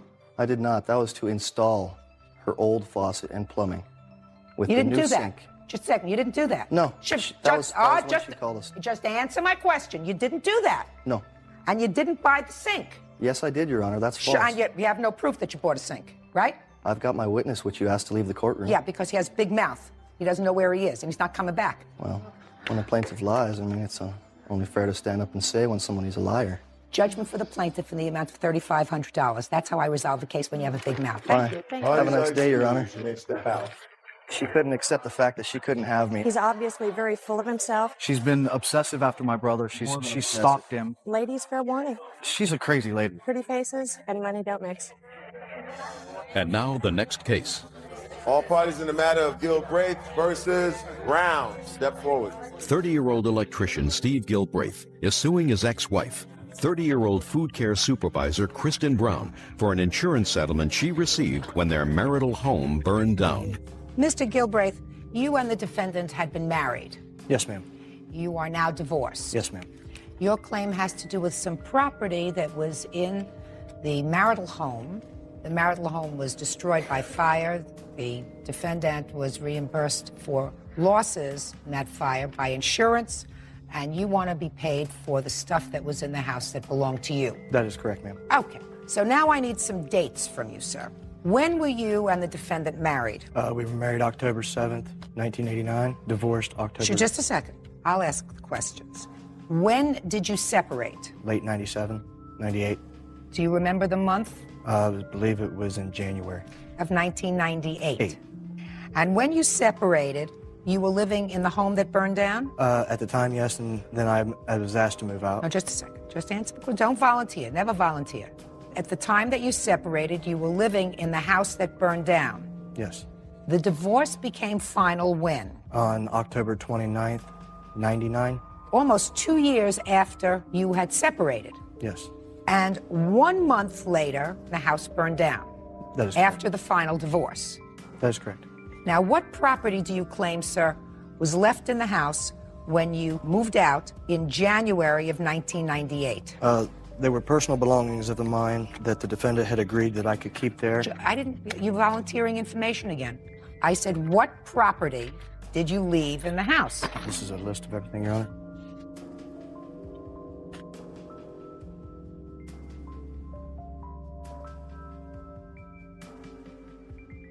All right, Mr. Goldbreath, between January of 1998 and the time of the divorce in October of 1999, had you gone back to the house at all for any of your property? Yes, ma'am, I did. What property did you go back for? Mainly at the time, it was my personal clothing and stuff like that. Things that I had left there were items that I was actually working on remodeling my son's room in the house, my tools and stuff like that. The majority of what I took out was my personal clothing at the time. Mm-hmm. Now, I see a large document in there. Is that your judgment of divorce? I have my the degree of disillusion here also. I'd like to take a look at it.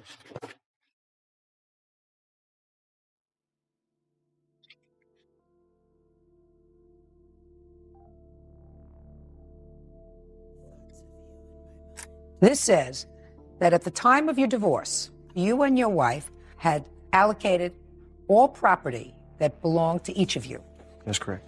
And your judgment of divorce says that at the time of this agreement, you have decided whose property belongs to whom, and whoever has physical possession of that property now is the owner of that property. Did you know that? Yes, ma'am. The husband and wife agree that each party shall retain as his or her own, free and clear of any claims of the other party, all items of household goods and furnishings presently in his or her possession. That's what it says. So, at the time that the house burned down, sir, all the property in her possession was hers. The power tools that were in the house I was using to, like I say, to remodel my son's house. Those are tools I use every day on my job. The items that was in there were items that we, her and myself, had agreed verbally that she would allow me to keep there. Then you put it in this agreement. Did you have an attorney? At the time, no. Should have. You signed this. As I said before, we had a disillusion, and it was an agreement between us in the best interest of our children to keep everything. We've been friends for over 20 years.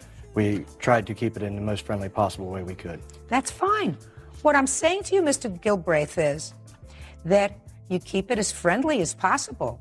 But when you outline in an agreement all other property, you talk about the house, you talk about the car, your truck, it names the truck, it names the year of the truck, the make of the truck, the model of the truck that you're going to keep. It talks about the car that she's going to keep, that she's going to keep up the insurance. You have to do certain deed transactions. It talks about all of those things.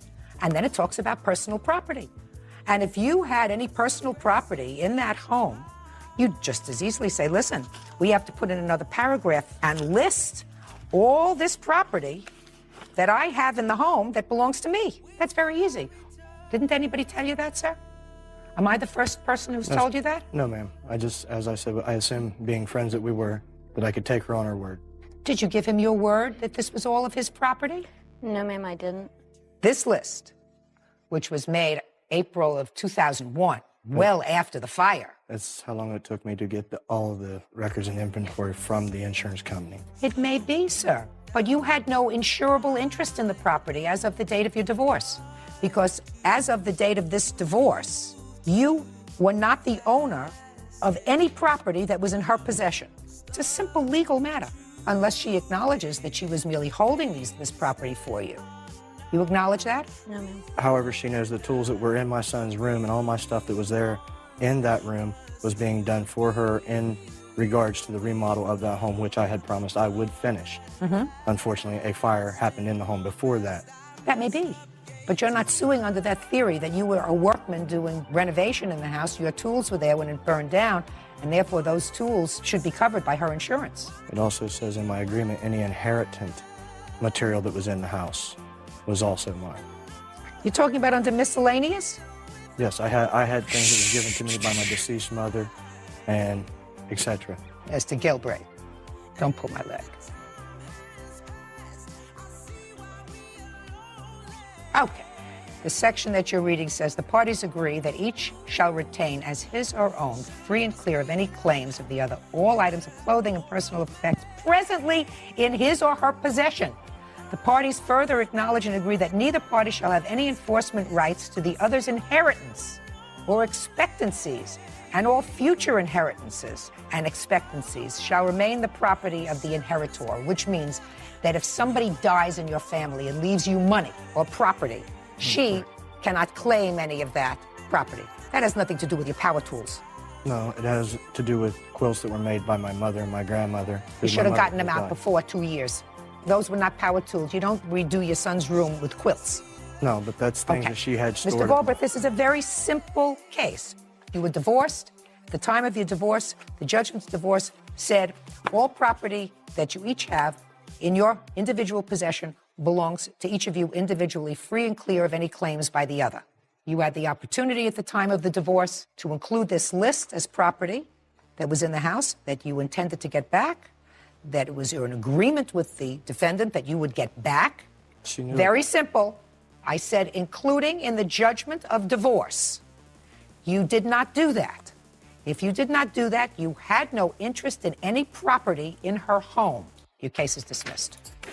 Parties have been sworn in, Judge. You may be seated. Folks have seats, please. You're Mrs. Bridges? Yes, ma'am. And who are you? I'm Mr. Bridges, David. Well, you weren't there during the course of this incident that brings us to court today. No, ma'am. Is that right? So why don't you have a seat? Okay. Tell me your first name. Brittany. Brittany, you have a boyfriend. Yes, ma'am. Your boyfriend is her stepson. Yes, ma'am. Is your boyfriend here today? Yes, ma'am. Boyfriend. According to your complaint, you were at the defendant's house. You were having an argument with your boyfriend. The argument got kind of loud. The defendant, the stepmother, came outside. There was some sort of an altercation, and at the end of this altercation, according to you, the defendant burned up all of your CDs. Yes, ma'am. You are suing for the value of those CDs and also some mental anguish. And she has a rather interesting defense to the CDs, although she acknowledges she burned them, correct? That's right. When did this incident occur? July 3rd. And you were at the defendant's home. Yes, ma'am. What were you doing there? Me and my boyfriend went up there to go swimming How long has he been your boyfriend? for nearly 2 years. So you know the defendant very well. Yes, ma'am. And I assume that you had always had a nice relationship with her. Yes, ma'am. So what happened on this particular day when you went over there to go swimming? Well, me and him got into an argument, and she came out there and was asking, she was in our argument. And what did she say? She was just trying to, ask us what was going on, and we told her, and she was like, well, y'all don't need to be fighting and all this. Then she started getting ill with Rodney. So Rodney... She started to get what? Ill, and was just starting to holler at Rodney. Where was this argument taking place, Brittany? We were walking down from the pool house when me and him was arguing, going to the house, and then she came outside. Were you yelling? Were you raising your voices? No, ma'am. What were you arguing about? The tanning bed. Tanning bed? Yes, ma'am. Tell me about that. We were arguing who was going to get in first. It was stupid. Okay. So she came out and she started hollering at the boyfriend. Yes, ma'am. Her stepson. Yes, ma'am. Go ahead. And then Rodney just told her that we wanted to leave. So he went to the house and got all of his clothes and put them in his car, and her car was parked behind his car, which was in the garage. And it was blocked in, and he asked her, he said, will you move your car? And she said, no, y'all are not leaving. He said, yes, we can leave if we want to. And she said, no, I'd like to see y'all leave. So that time, Rodney just said, look, I'm going to call your mom and see if we can call the police to get my car out of the way. And so we walked over to the side of the house and called the police. And that time she walked over there and got in his car and got all of his clothes and my CDs. We didn't know what was going on. Then her granddaughter and grandson came over there and told us that she was burning all of our stuff. What happened next? We ran over there and Rodney kicked over the 55-gallon drum to see if anything was saved, and everything was burned. Was there a fire in the 55-gallon Yes, ma'am. drum? What was in the fire? All his clothes and my CDs. So what happened after you saw your stuff burning? Well, she was yelling at me, trying to fight me. What do you mean try to fight you? She told me, when we went up to the fire, she was like, get off my property, and we were like, okay. And then she was chasing me out into the road, trying to fight me for I don't know what reason. All right, Miss Kimbrough, let me hear your version of these events. Okay, they were out in the yard fighting.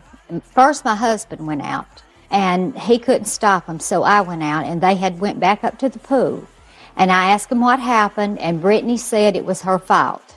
And I said, Rodney, no matter whose fault it is, you don't need to be talking to her like that, and you don't need to be cussing. Our neighbors... Is that what he was doing? He was cursing? Very badly. Both of them were cursing. And I told him not to do that, because our neighbors had called and could hear them, and our 2 grandchildren was there and heard it. So they came running back down to the house, and Rodney went into the bathroom, got his clothes out of the dryer. And he said he was leaving. But now his car was in my carport because it wouldn't run.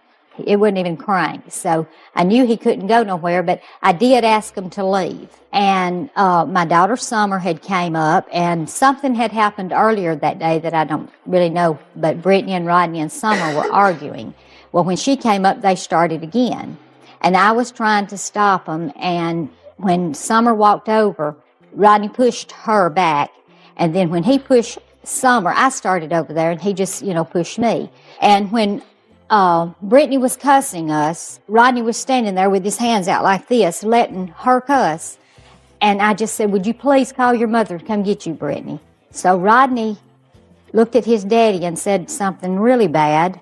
And I don't know if, I should say that, but it was really said no effing body could whip him. And then he looked at me and he told me something really bad that it's hard to say, but he took off running when he said it. And I got mad when he said that because it hurt me because I'd really been good to Rodney. How long have you been married? We've been married 13 years, but now we've raised Rodney most of those years he's been with us. And I grabbed his clothes, what few he had gotten out of the dryer, and I took them up to the barn and I burned them. And the CDs that was in there, I didn't see those when I grabbed the clothes. They just got mixed up because they was in the front seat of the car. And when I threw them over, I saw the case. It was a very small little CD case. And they were not Brittany's CDs. How do you know that? Well, they were Rodney's, and they was, in his car. How do you know that? Well, they had his name on them. She says that they were her CDs. No, but ma'am. in a case that had his name on it. It said Rodney Loves Brittany on the case. It didn't have just his name on it. I've got his CD case here, and I've got the CDs that was burned, the cases for them, what I had. She had not said anything about the CDs at all until later that night when her stepdad called me and asked me for $600 to pay for the CDs. I've got the burnt CDs too. No, I believe that they were her CDs. Judge Judy continues in a moment. This one is called Mo Thugs, DMX, Flesh of My Flesh, Blood of My Blood. Did you ever hear of Barry Manilow? Real cases, real people. Judge Judy. 16-year-old Brittany Manis says her boyfriend's stepmother, Jackie Kimbrough, burned her CDs. What's important is, Miss Kimbrough, you're the mother. You acted out of anger when you burned the stuff. And certainly I'm not excusing young kids who were outside in front of your house embarrassing you in front of your neighbors, cursing. Otherwise, there would have been no reason for you nor your husband to become involved. According to Brittany, you had always had a pleasant relationship. So you think she was just having a bad day, or were you and Rodney outside? We weren't cursing. No? No, ma'am. Well, what do you think Mr. Kimbrough came outside for? We weren't cursing. We might have been raising our voice, but we wasn't so loud. now we're raising voices. So first you told me you weren't raising voices, now you're raising voices. Did Rodney say something to his dad that was nasty? Well, he said it to her, He said it to both of us. He said he hugged his dad and said it to Jackie. Were you outside when he said that? Yes, ma'am. There were neighbors who lived close by. I don't know how close. I don't know if there's somebody that lives right next door, but I know somebody lives in the trailer down the road. There was a neighbor sitting directly across the house from me. His trailer sits in front, and he was sitting in his yard. There isn't a question in my mind, Miss Kimbrell, that these CDs belong to Brittany. How many CDs were in your case? 31. 31? Yes, ma'am. How large was this case? It was about this big, but we had them back to back, like 2 or 3 CDs in one little packet. How do you know there were 31 CDs in there? Because I've got all the CD cases that I had in there, most of them. What do you mean most of them? That's just most of the CD cases that I have that I haven't lost. But I've written down all the names of the CDs. Let me see them. It was a very small CD case. I think, Miss Kimbrell, you were probably so Here's angry. the CD case, and here's the list. You didn't much care what the CD case looked like. You just made a big grab I was for very every... upset. You just made a Things big he said to grab me, for but it everything. wasn't Here's the small list case. of the CDs. These are the cases that are now empty. Is that Yes, right? ma'am. So we have 2, 4, 6, 7, 8, 9, 10, 11, 12, 13, 14 empty cases. Is that right? Yes, ma'am. That's the ones that I could find. Now, those are the only ones you're going to get. Now, you have a bill for these? How much were they? We found the approximate amount for the 31 that was in there. Forget 31. You have proof of these, 14. Let me see what kids listen to. 18 rock hard hits, 504 boys, B-O-Y-Z. You ain't seen nothing yet. Booty Mix 4. They've never been allowed to listen to him at my house. This one is called Mo Thugs. That has Some 2 guys CDs. look like I sentenced a couple of years ago.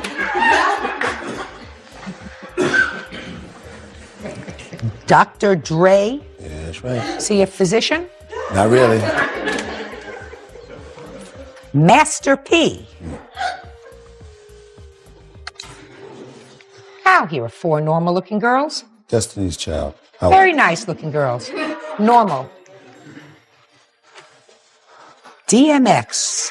Flesh of my flesh, blood of my blood. What happened to Benny Goodman? He was replaced by Bootleg Booty. Bootleg Booty. Oh, Master P again. Who's the big fan of Master P? Me. You are. Yes, ma'am. Did you ever hear of Barry Manilow? No, ma'am. Never heard of Barry Manilow? No, ma'am. Okay. Now, if you're asking me about the worth of these albums, since you don't have receipts for them, right? We don't usually keep our receipts for CDs. How much do they cost? On the average, about $15 a CD.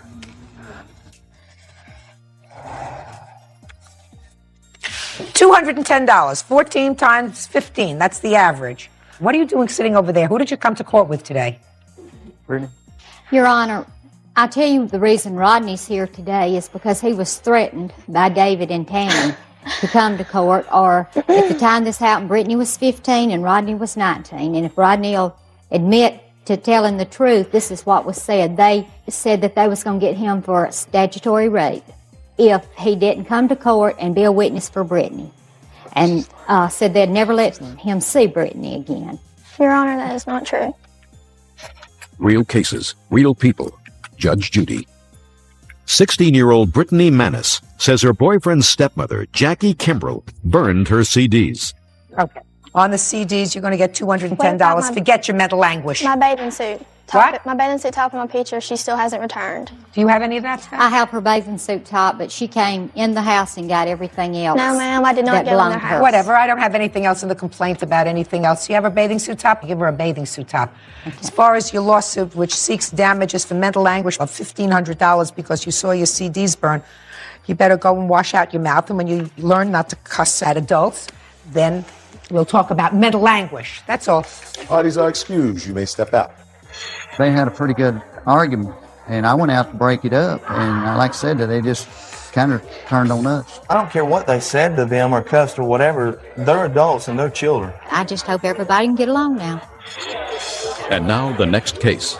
All parties on Trimble versus Maurer. Step forward, please. 41-year-old accountant Julie Trimble is suing her ex-boyfriend, 34-year-old handyman Jeffrey Maurer, for a series of unpaid loans to pay his bills. All right, let's cut to the chase, Miss Trimble. You lived with this man for 3 years, according to your complaint, and say that over the course of the 3 years, he built up a debt to you for miscellaneous bills and expenses. He finally decided to leave sometime in October of this year. He gave you a check, packed his bags, and left. Correct. And now you went over all your bills and you want him to pay a whole bunch of money that he hadn't paid over the 3 years you were living together. Correct. Did he ever sign a note to you? No, ma'am, he did not. Did he ever sign a lease with you? No, ma'am, he did not. Did you have a lease agreement with him even though it wasn't in writing? No, ma'am, I did not. So what do you think he owes you for? Over the course of 3 years, I just basically went back from last December. He was living with me. We were boyfriend and girlfriend, and he had agreed to pay a third of the rent and the utilities because it was myself, my daughter, and him living there. And he also had incurred a lot of personal expenses that he didn't have the means to pay at the time. So I loaned him money on just various things, paying for his utility bills at a house that he was refurbishing. Well, what was the repayment agreement? If you say you made these loans to him, what was the repayment agreement? That I would pay these bills for him and he would pay me as soon as he got back on his feet. What if he never got back on his feet? Well, his whole contention was that he was rebuilding this house of his and he was going to sell the house, and he also had a truck that he was trying to sell, and with those proceeds he was to reimburse me for all of these expenses. I have a ledger that I made up for him. I used to give him periodically, plus I have backup of all of the utilities, the groceries, all of the personal checks. Ms. Trimble, we don't do that in court. If two people decide to live together without benefit of marriage, and then they break up, which they do more than 50% of the time, probably more than 80% of the time, and then come to courts and say, listen, we lived together for 3 years, we lived together for 10 years. During that time, I paid for this, and he was supposed to pay me back, and he never did, and that was 3 years ago or 5 years ago.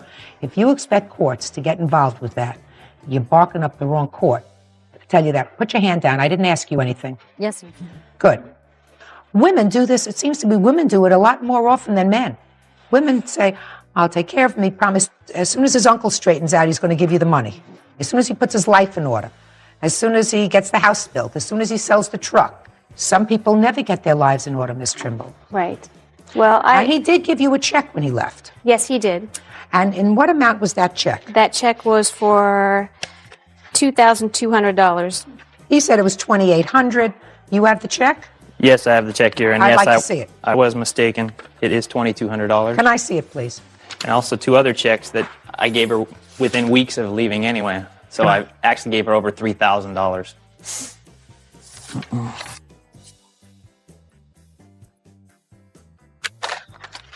Who crossed out paid in full? I did when I cashed the check. No, you can't do that, Miss Trimble. He hadn't paid me in full. No, Miss Trimble, you can't do that, madam. What you are alleging is that over the course of 3 years, you advanced money to this man. Correct. And he gave you a check at the time you terminated your living arrangement, and he had written on the check, loan payoff paid in full. You accepted the check, and then you cashed it. If you choose not to accept this check as full payment of all loans, you don't cash it. Give it back to him. And let me finish. Okay. And you say to him, I'm not accepting this check. Give me another check that just says partial payment on loans, and then we have an agreement that this was partial payment on the loan. But you cannot take a check and change the face of the check and cash it and say he still owes me more money. You can't do that. Well, at the time that he had given me that check, he left it laying on my table, moved out, and I had no way to get a hold of him. So my only best interest was to go there, cash the check at his bank the next morning when they opened, so I would at least be guaranteed part of the money that he owed me. And that's what you were guaranteed, and that's what you're going to get. Period. Who are you? I'm a friend of hers. You know anything about the law? No, I don't. Good. But I'd like to add something, Your Honor. About You're what? saying the loan. Rent and utilities are not loans. Thank you very much. I didn't ask for an instruction in the law. The law is that you accept a check in full payment of all outstanding loans, and you accepted that check, you cannot change that check and say, it's not all that you owe me. Now you owe me more. So, Ms. Trimble, be smarter the next time. Case is dismissed. Parties are excused. You may step out. The man got in trouble. Versus Rodriguez. Parties have been sworn in. You may be seated. Ladies, have a seat, please. Ms. Funting, according to what I read, there was a poker game that was going on in your home? Correct. And the defendant was one of the participants in the game. There was some sort of a disagreement as to who had the winning hand. Defendant lost, and you claimed that in a tiff, when he left, he damaged your car. He says he didn't do it. How do you know him? He is just a friend of a friend, and he was invited to my house by our mutual friend. Do you have a regular poker game that goes on in your house? No, it was just for fun. How many people were there? 6. Men or women? There were 2 women and 4 men. How many of the men did you know? 3 of them. He was the only one you didn't know? Correct. What about the other woman? She's my witness, Tristan. So tell me what happened. Well, it was August 27th, 2004, and we just had a gathering at my house of friends, and he came with our friend Robert, and I had no reservations about it. I was okay with that. And I think he had been drinking before he came over, but I still wasn't really concerned. He decided to participate in our game, and it had gone on for a good couple hours with no problems. We were all just hanging out having fun, no problems at all. And then when he had thought he won a hand and there was some questions about it, he kind of got defensive and aggressive when we tried to tell him otherwise. And he got angry at us, and he started calling names and pushing people and getting up and getting violent. So what happened next? Well, we tried to break it up. He tried to fight my boyfriend. He was calling names. He picked up a bike and actually threw it across the deck and bruised my friend's arm. I have a picture. Did you do that? No, ma'am. Why would she make up such a story? I don't know. I can't Did you really lose a hand speculate. in poker? No, ma'am. I still remember the hand. Well, was there some sort of a dispute as to whether you won? Yes, ma'am. So you won the game, Yes, ma'am. and then they told you you lost the game and couldn't take the money. Actually, her boyfriend had agreed that I won, and then she jumped in the middle, tried to read his cards, said, no, you won, look at your hand. He looked, and then he agreed, tried to take the money. But he already called the wrong hand. He called a hand lower than mine. I started taking the money down. He kept trying to argue with me. She kept jumping in the middle. I admit I did call her, but it wasn't really directed towards her. It was like, I don't want to hear what any have to say when 2 men are playing the game. It's our money, it's our game. No one else is in the game. The women weren't playing? No, they already lost. Sorry. They already lost all their money. So there's only 3 but the people women left. had been playing, Yes, ma'am. and you did play with the women. Yes, ma'am. So it wasn't as if you don't want to play with women, that it wasn't Oh, just a no. man's game. No, we were all playing. They lost. There were 3 of us left. And nothing happened with the bicycle. No, there was a bike in the way, but I was getting pulled out of their house, and I bumped into a bike. I never picked a bike up, threw it, or anything like that. Okay, then according to you, Miss Hunting, Mr. Rodriguez damaged your car when he left. How did he damage your car? He damaged 2 vehicles. He was inside, and it took a good 15 minutes to get him calmed down. We were trying to calm him down. He wouldn't calm down. So he was physically removed from my house. How was he physically removed? By our friend Robert. Is that right? Oh, yeah, he escorted me out of the house. He pulled you out? Yes, ma'am. You didn't want to leave? No, her boyfriend had tried to start a fight with me, so I stood up. We were going to fight, and he didn't want to fight. And then her mom came in, said, we're going to call the police. Told her to call the police, you know. They're trying to rob me of my money. So you still felt as if you were owed that money Yes, in the ma'am. pot. So you didn't want to leave without your money. No, ma'am. So you were pulled out by Robert. Yes, ma'am. And what happened when you were pulled out, Mr. Rodriguez? Well, he pulled me out, but right before the door closed, I said, look, you know, I'll leave, but I want my money, at least the money I put into the pot in the beginning. They went and got my money. He gave it to me. He walked to his car and got in and left. Who walked to the car? Me and Robert. Robert was the one who had brought you there? Yes, ma'am. Who was a friend of yours? Yes, ma'am. Is he still a friend of yours? Yeah. See him? Yeah. He lives on the same street, so yeah, we see Good. each other. And you claim that he damaged cars when he left.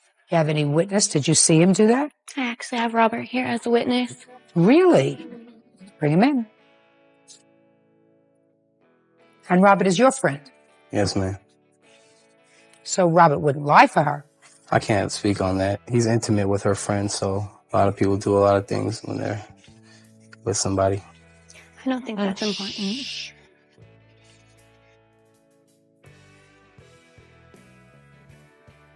Swear the witness, please. Raise your right hand, sir. Do you swear to tell the truth in these matters? Yes, I do. State your name for the record, please. Robert Silva. Mr. Silva, Mr. Rodriguez says that you're a friend of his. Is that right? That's correct. How long have you known him? About 15, 16 years. You invited him to a party on the 27th of August at Miss Hunting's home. Is that right? Yes. You were playing poker? Yes. And there was some sort of a dispute over a winning hand. We're getting past that. Did you see an incident involving Mr. Rodriguez and a bicycle? No. Didn't see him pick up or toss a bicycle? No. Did you remove him from the house? We walked out together. You didn't pull him out of the house? Pull? No, he wasn't done talking, and I think we were done talking, so I said it was time to go. Now, when he left the house, can you describe what happened, sir? I told him to leave, and I went to go close the door. Look at me when you're talking. And on the way out, I seen him kick Amber's car on the way out. How many cars did you see him kick? I only seen him kick Amber's car. Did you say anything to him when you finally caught up to him? No. You didn't say, why did you kick Amber's car? It's too late. It doesn't matter why. I couldn't stop it. Oh, no. That's their witness. They say That's their witness, sir, but you're a friend for 17 years. Oh, yes, ma'am. But it just seems fugazi to me because... What? It seems a little funny to me because they said I threw a bicycle. He didn't see it. No, he didn't see that. I kicked 2 cars, and he only seen me kick 1. Oh, no. The story seems wrong. Judge Judy continues in a moment. Just want to make sure that you think I'm fair. Not that it's really important to me what you think, but I want you to start doing a little thinking. And later today... Were you annoyed that she went back to her husband? No, Your Honor. Well, then if you weren't annoyed, why don't you do the right thing? Yes, you say lack of communication. Lack of character is more like it. Real cases, real people. Judge Judy. Amber Hunting says acquaintance Daniel Rodriguez vandalized 2 of her cars after an argument over a poker game. Amber has produced a surprise eyewitness. Did you call the police immediately? As soon as I saw the damage to the vehicles, I went inside. Was that the same day, the 27th of August? Yes. Can I see the police report, please? How old are you, Miss Hunting? 21. You live at home with your folks? With my mother. And this is your mom? Yes. Who, if I called her as a witness, would testify about a lot of bad language that she heard, and she said she was going to call the police, correct? Correct. You have photographs of the vehicles? Yes, ma'am. I'd like to see them, please.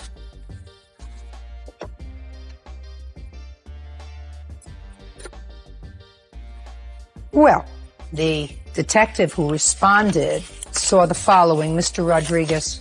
He saw the damage to the cars. The issue is really, was this old damage, new damage? But let me tell you what the police officer wrote. Second vehicle, 1997 Ford Escort, belonged to Amber's mother, Doreen Hunting. I noticed a circular dent near the driver's side door and chipped paint around the dent. I located several pieces of the chipped paint on the ground, directly below the dent on the door. So you know what that suggests to me, Mr. Rodriguez? New damage. Very smart. Now, who do you think had a motive to be angry that night? I did. And whose dear friend who invited them to this party says it was you who caused the damage? Mine. Mr. Rodriguez, if you were sitting in my place, would you think that I caused the damage? Yes, ma'am. Good. Just want to make sure that you think I'm fair. But Not that it's really important to me what you think, but I want you to start doing a little thinking. What are the estimates to fix these 2 dents? $1,893. Together? Yes. That's a bargain. So not only didn't you win, sir, at poker that night, but your temper is going to cost you $1,893. Judgment for the plaintiff. That's all. Parties are excused. You may step out. I think it was drunkenness and nobody was really listening to each other, and emotions run high when drinking is involved. There were a bunch of people playing a game of poker who were too drunk to know how to really play. It wasn't that big of a deal till my vehicles were damaged. They were talking, we want to call the police, want to fight. He was my friend's friend. I didn't think it was necessary. I had hoped that he would calm down. Told him to call the police. I thought it was a good idea. I just wanted to handle it right and take care of it, but he denied it. You gotta do what you gotta do. It's no big deal, you know. I've known him 15 years. It's just one night. Thank you for showing up and taking care of everything, and I'm glad everything's over with. And now the next case. All parties in the matter, Kerr versus Guthrie. Step forward, please. 26-year-old account manager Lisa Kerr is suing her ex-boyfriend, Private Eye Gary Guthrie, for a loan to buy a spy cell phone. Gary says the spy equipment was a gift. Ms. Kerr, who is this? This is my witness, my friend Lindsay. Mr. Guthrie, who is this? This is my brother Adam in witness. This is the situation as I understand it. You and Mr. Guthrie dated briefly. Was it a time he was separated from your husband? Yes, ma'am. And for some strange reason, according to you, Mr. Guthrie, who needed some spy equipment, that's your business, you're in security, surveillance, and you agreed to put it on your credit card, this piece of equipment that he saw that he liked. And you did. According to you, he said he was going to pay for it. The piece of equipment came, you and Mr. Guthrie no longer an item. Mr. Guthrie says that spy equipment doesn't work. Correct. So he's not paying for it, right? Yes, Your Honor. If it worked, were you going to pay for it? Well is not an answer, Mr. Guthrie. I If it assumed worked, it was- listen to me very carefully, sir. If it worked, were you going to pay for it? Just a second. The questions get harder. What's your first name? Gary. Gary? Listen to me, Gary. Try not to play with me, sir, otherwise you're going to look like an idiot. If it worked, were you going to pay for it? Yes, Your Honor. That wasn't hard, was it, Gary? No. Did you actually think you were going to come here and make a fool out of me? No. So it didn't work. And you told the plaintiff it didn't work, right? Yes, ma'am. And so the company said, send it back to us, and while you're not going to get your money back, you can buy additional merchandise.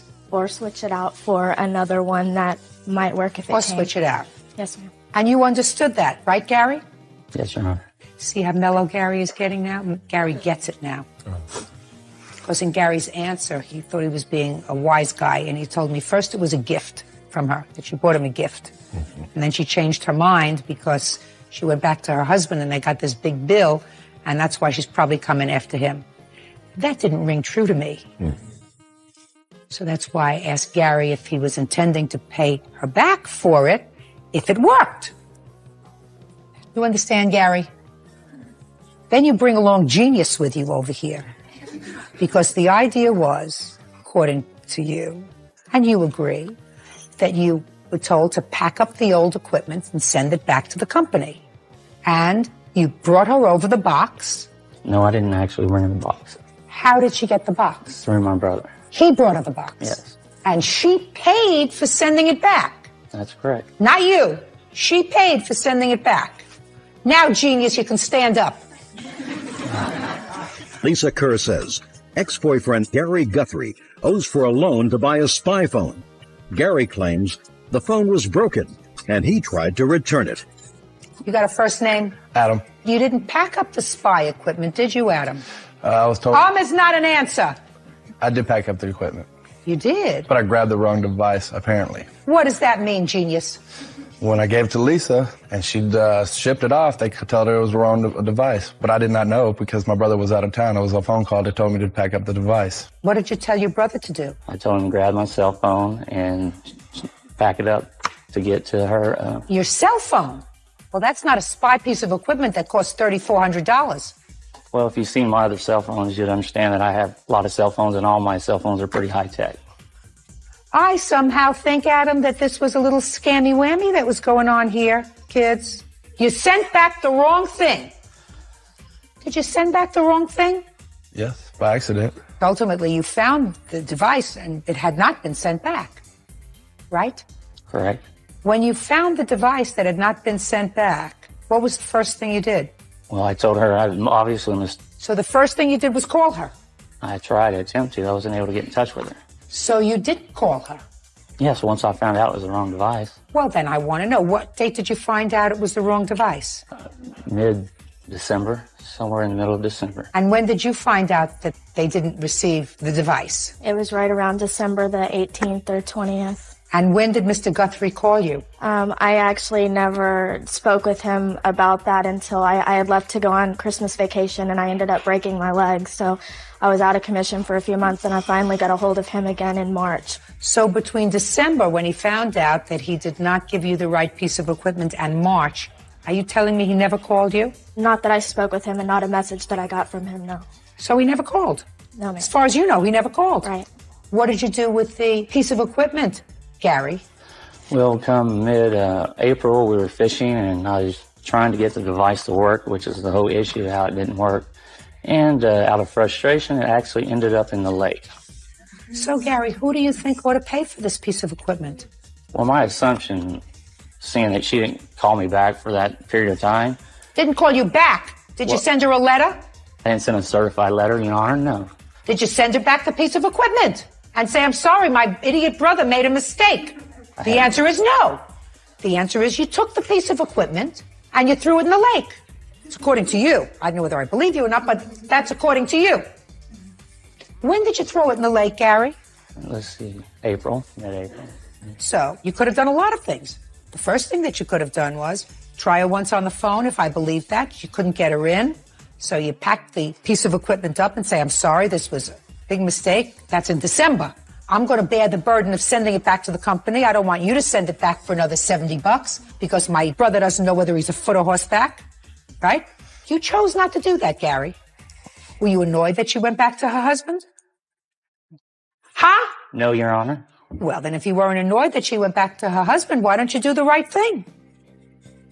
I guess you'd say lack of communication. Lack of character is more like it. How much was it? The original purchase was $3,035. The other items that he chose to replace it came to an additional $223. They wouldn't send me a return authorization. Just a second, you mean you bought other stuff, Gary? Gary! Did you buy other stuff? You bought another $223 worth of stuff? I was trying to exchange, yes. You were trying to exchange it for the wrong piece of equipment that your brother sent back. Something that actually worked. Just a second. You bought some other stuff despite the fact that your brother sent back a bad cell phone instead of this piece of spy equipment. I wasn't aware that he'd done that, Your Honor. Well, did you send back the other stuff that you purchased for $223? I never received it. We never received it because we had to give them the list of the items that we wanted in replace of it. After we gave them that list, they gave us the return authorization. Once they received the phone, they were going to send the items. Well, they never received the phone. So they never sent the items. Why? Then you shouldn't be charged for them. But I have the email where it says we have to charge your card prior to even giving you the return Then you have authorization. to call them and say you never sent those items. Do you understand? I'm not charging them for those. That you take up with the company. They never sent you the merchandise. They can't charge you. I have done that. It's a company in Thailand. It's really the only way I can communicate with them is through email. Well, then I would suggest that you be smarter next time and not deal with a company in Thailand and not deal with Gary. Understood. And his brother. Judgment for the plaintiff for the amount of... Yeah, this is case number 232 on the calendar in the matter of Webster versus Matos. Thank you. Parties have been sworn in, Judge. You may be seated. All right, Miss Webster, according to what I've read, you lived with...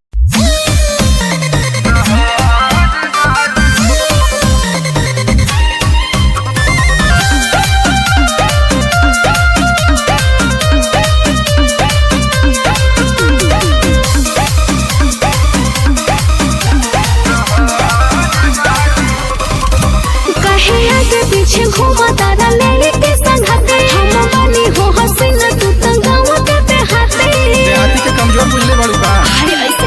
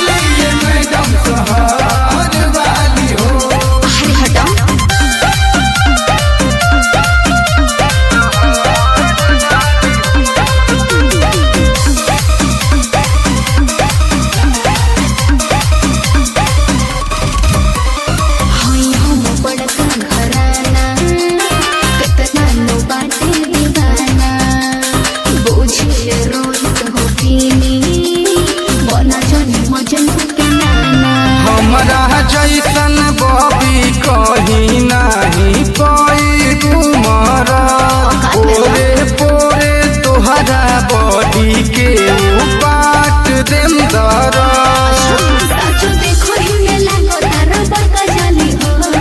ऐसन का काहे देता रू हमके गाली बुझी सहर वाली हो काहे देता रू इनके गाली मैडम सहर वाली हो The defendant, it was an arrangement where you would live there for a short period of time, and according to you, pay her $75 a week in rent. You were going to move in there with your fiancé? Correct. On what date did you move in? Maybe he knows. Stand up. Can you please stand up? Tell me your last name, sir. Botano. All right. So on what date did you move in? June 1st? June 1st. And just to put this in reference, and what date did you ultimately move out? The end of July. It was the very end of July. Do you know the exact Do you know the date? date? Yes, they stayed 2 weeks, Your Honor.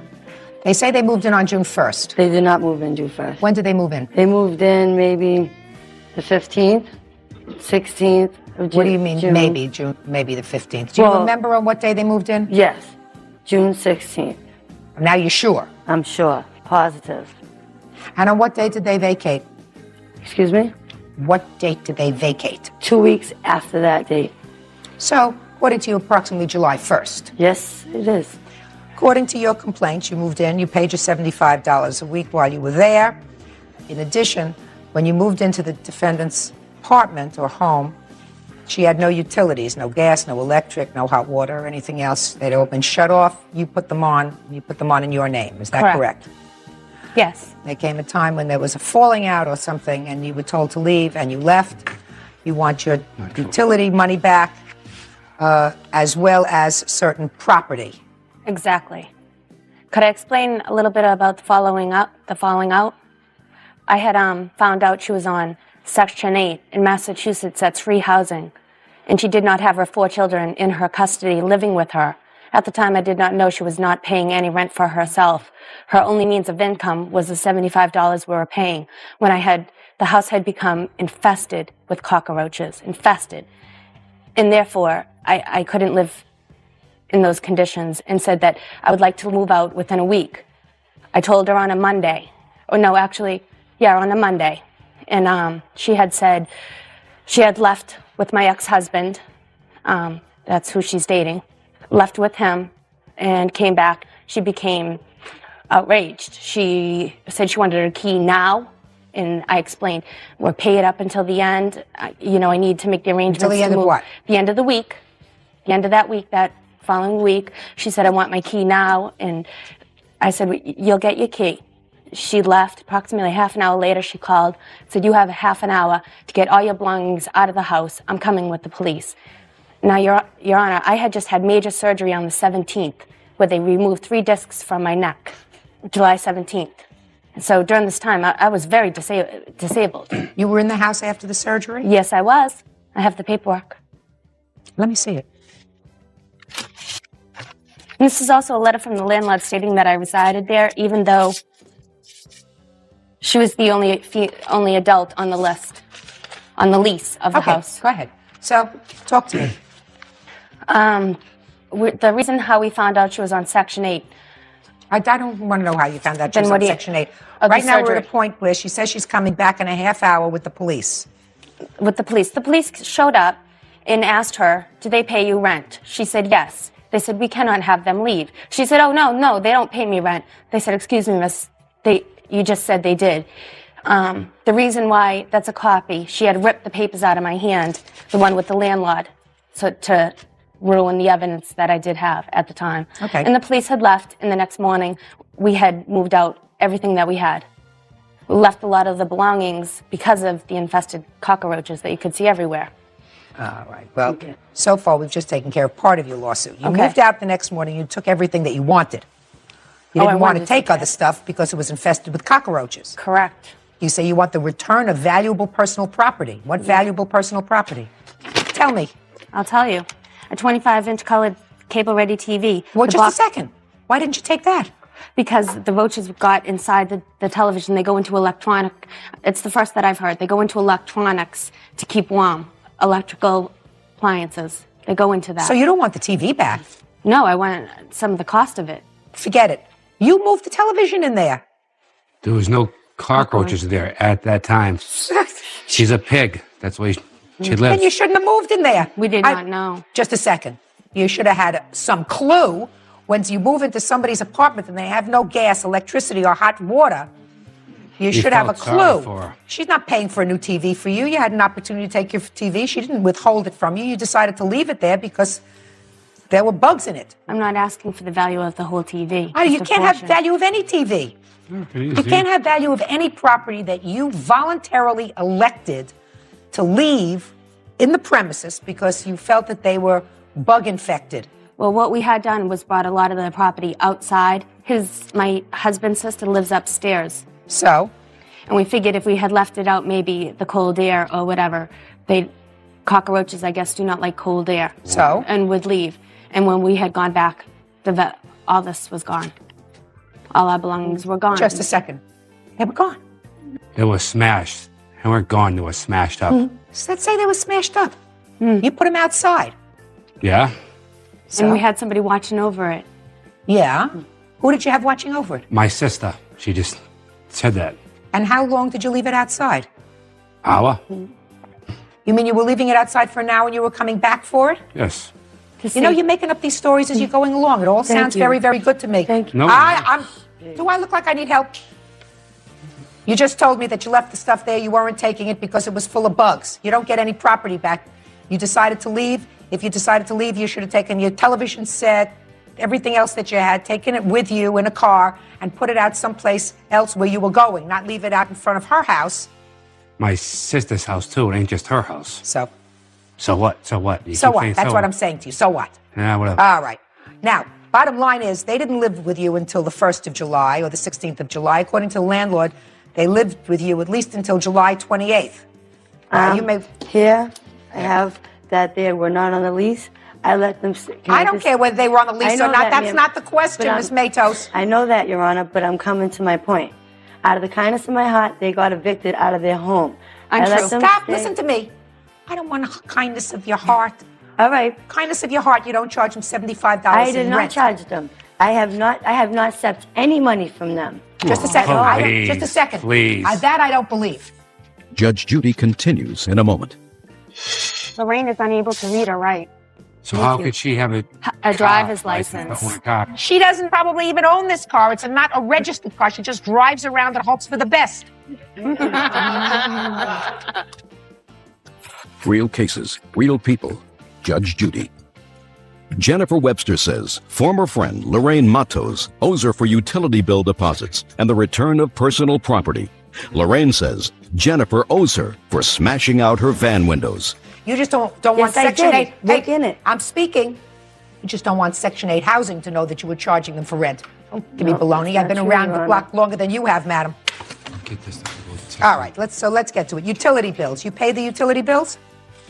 I haven't had the funds to pay the utility bills. Let me see the utility bills.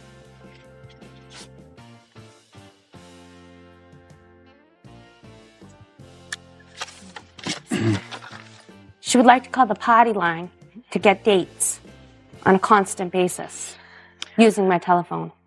I can quote words that she used. Okay. The amount due on this bill is $47. The total electrical charges were $94. That they transferred from their old apartment, ma'am. Both of them, phone and electric. They transferred to my apartment from their old apartment. Those bills were already on there. You can't transfer until Yes, you you pay can. It was your AC. She transferred her electricity from her old resident to my resident. Did you have electric on when they moved in? No, I didn't. She transferred from Did you have electric on when they moved in? No, I didn't. All right. Did you have a phone on when they moved in? Yes, I did. You did? You had a phone connected? Was it shut off? Yes, I did. I had my own phone number. Yes, I did, Your Honor. And it was on? Yes, it was on when they moved in, Your Honor. When we moved And in, it got it was shut off. turned off within No. 5 or 6 days. No, Your It's a very easy phone call for me to make, Miss Matos. Don't It make was me not embarrassed. turned on. Listen, I'm speaking. Let me finish my question. Okay, and then I will answer it, ma'am. Pay careful attention to my question. Yes, Your Honor. Did there come a time Yes. between the 1st of June and the last of July Yes. when the phone Yes. that was in your apartment Yes. in your name Yes. was not working? Yes. Your Honor, may I say something? No. Okay. You were trying to scam a little bit, Ms. Matos. I'm not scamming nothing. I'm sure trying you to- were. I'm trying to show you I You can't sure you were. put my electricity on for a month. Let me explain something to you. You want to know why you were trying to scam a little bit, madam? Why was I trying to scam a little? Very easy, because the people of the state of Massachusetts were paying your rent and you were getting money from them. I did not receive any money. Yes, you did. Yes, you did. Well, Yes, you did. Where's No the question receipts? in my Where's mind the that you did. receipts Let's that get I to your received any counterclaim. money? You say that when you returned to my home, I'm speaking. So when you returned to your home, you found the window to your van damaged. I have it all on videotape. What do you have on videotape? Every damage that they did to my home the day after they Wait a minute. left, and to my minivan. Listen to me very Yes, carefully. ma'am. Put your hand down. Okay. And estimate. Sorry. What kind of minivan do you have? I have a Dodge Caravan. What year? 89. Have insurance on it? Nope, it was parked in my private yard. So the answer is you do not have insurance on it. Nope, but it was parked in my yard. No, I don't have insurance on it, Your Honor. Is the car registered? No, it was not registered. What do you use the car for? I was using the car until I got my license back so me and my 4 children can enjoy it. The 4 children were not living in the premises. That is none of your concern, Jennifer. I got the whole picture. Listen, I want to tell you something. I don't know about your history because it seems to me you're lacking brains, the two of you, and moving in with her. Excuse me. They sure are. That's exactly what I said. You're lacking brains We are. and moving We're into moving with in. somebody, Exactly, you are somebody correct. who I believe doesn't have that. custody of their. I'm speaking. Doesn't have custody of their 4 children. Has no gas. Has no electric. Has no hot water. Right? Has cockroaches in their house all over the place. Moving your stuff in there. I'm not getting into all that in any event, and I don't want to see your video. I have no interest in seeing your video. Oh, yeah. Damage to your van window. Yes. You claim that the defendants did it. Yes. I would like to know what proof you have that the defendants damaged your Because van. when I come back when I called the officer for them to leave that day, my house was fine, my car was fine. There is no reason for me to damage my own apartment. I live in that home. And second of all, when I came back the next morning, my house was damaged, my car was damaged. So that's Richie and Jennifer Votano had called my fiance's house numerous times saying, oh, try to get in your house. Try driving your car. How does the damage feel in your home? Really? Yes. My Step up fiance's right here. Came to my fiance. Okay. What's your last name? Webster. Okay. You're her former husband? That's correct. I introduced them. I don't. Judge Judy continues in a moment. They made about 12, 14 phone calls, like just, yelling, screaming. Richard was threatening and bodily harm. Threaten me, little girl. Do you want to stay here? Real cases, real people. Judge Judy. Jennifer Webster claims Lorraine Matos owes her for utility bill deposits and the return of personal property. Did you receive a phone call from your former wife after they moved out? Yes, we received the night of, the night that they decided to move out of the premises of the street. Me and Lorraine went back to my house, and they made about 12 to 14 phone calls, like just, yelling, screaming, I can't believe you come over here with the cops and this and that, and, threatening, they're gonna, Richard was threatening and bodily harm. She was threatening, Jennifer was threatening bodily harm, and then when, that was about 11 o'clock that night. I didn't threaten you, little girl.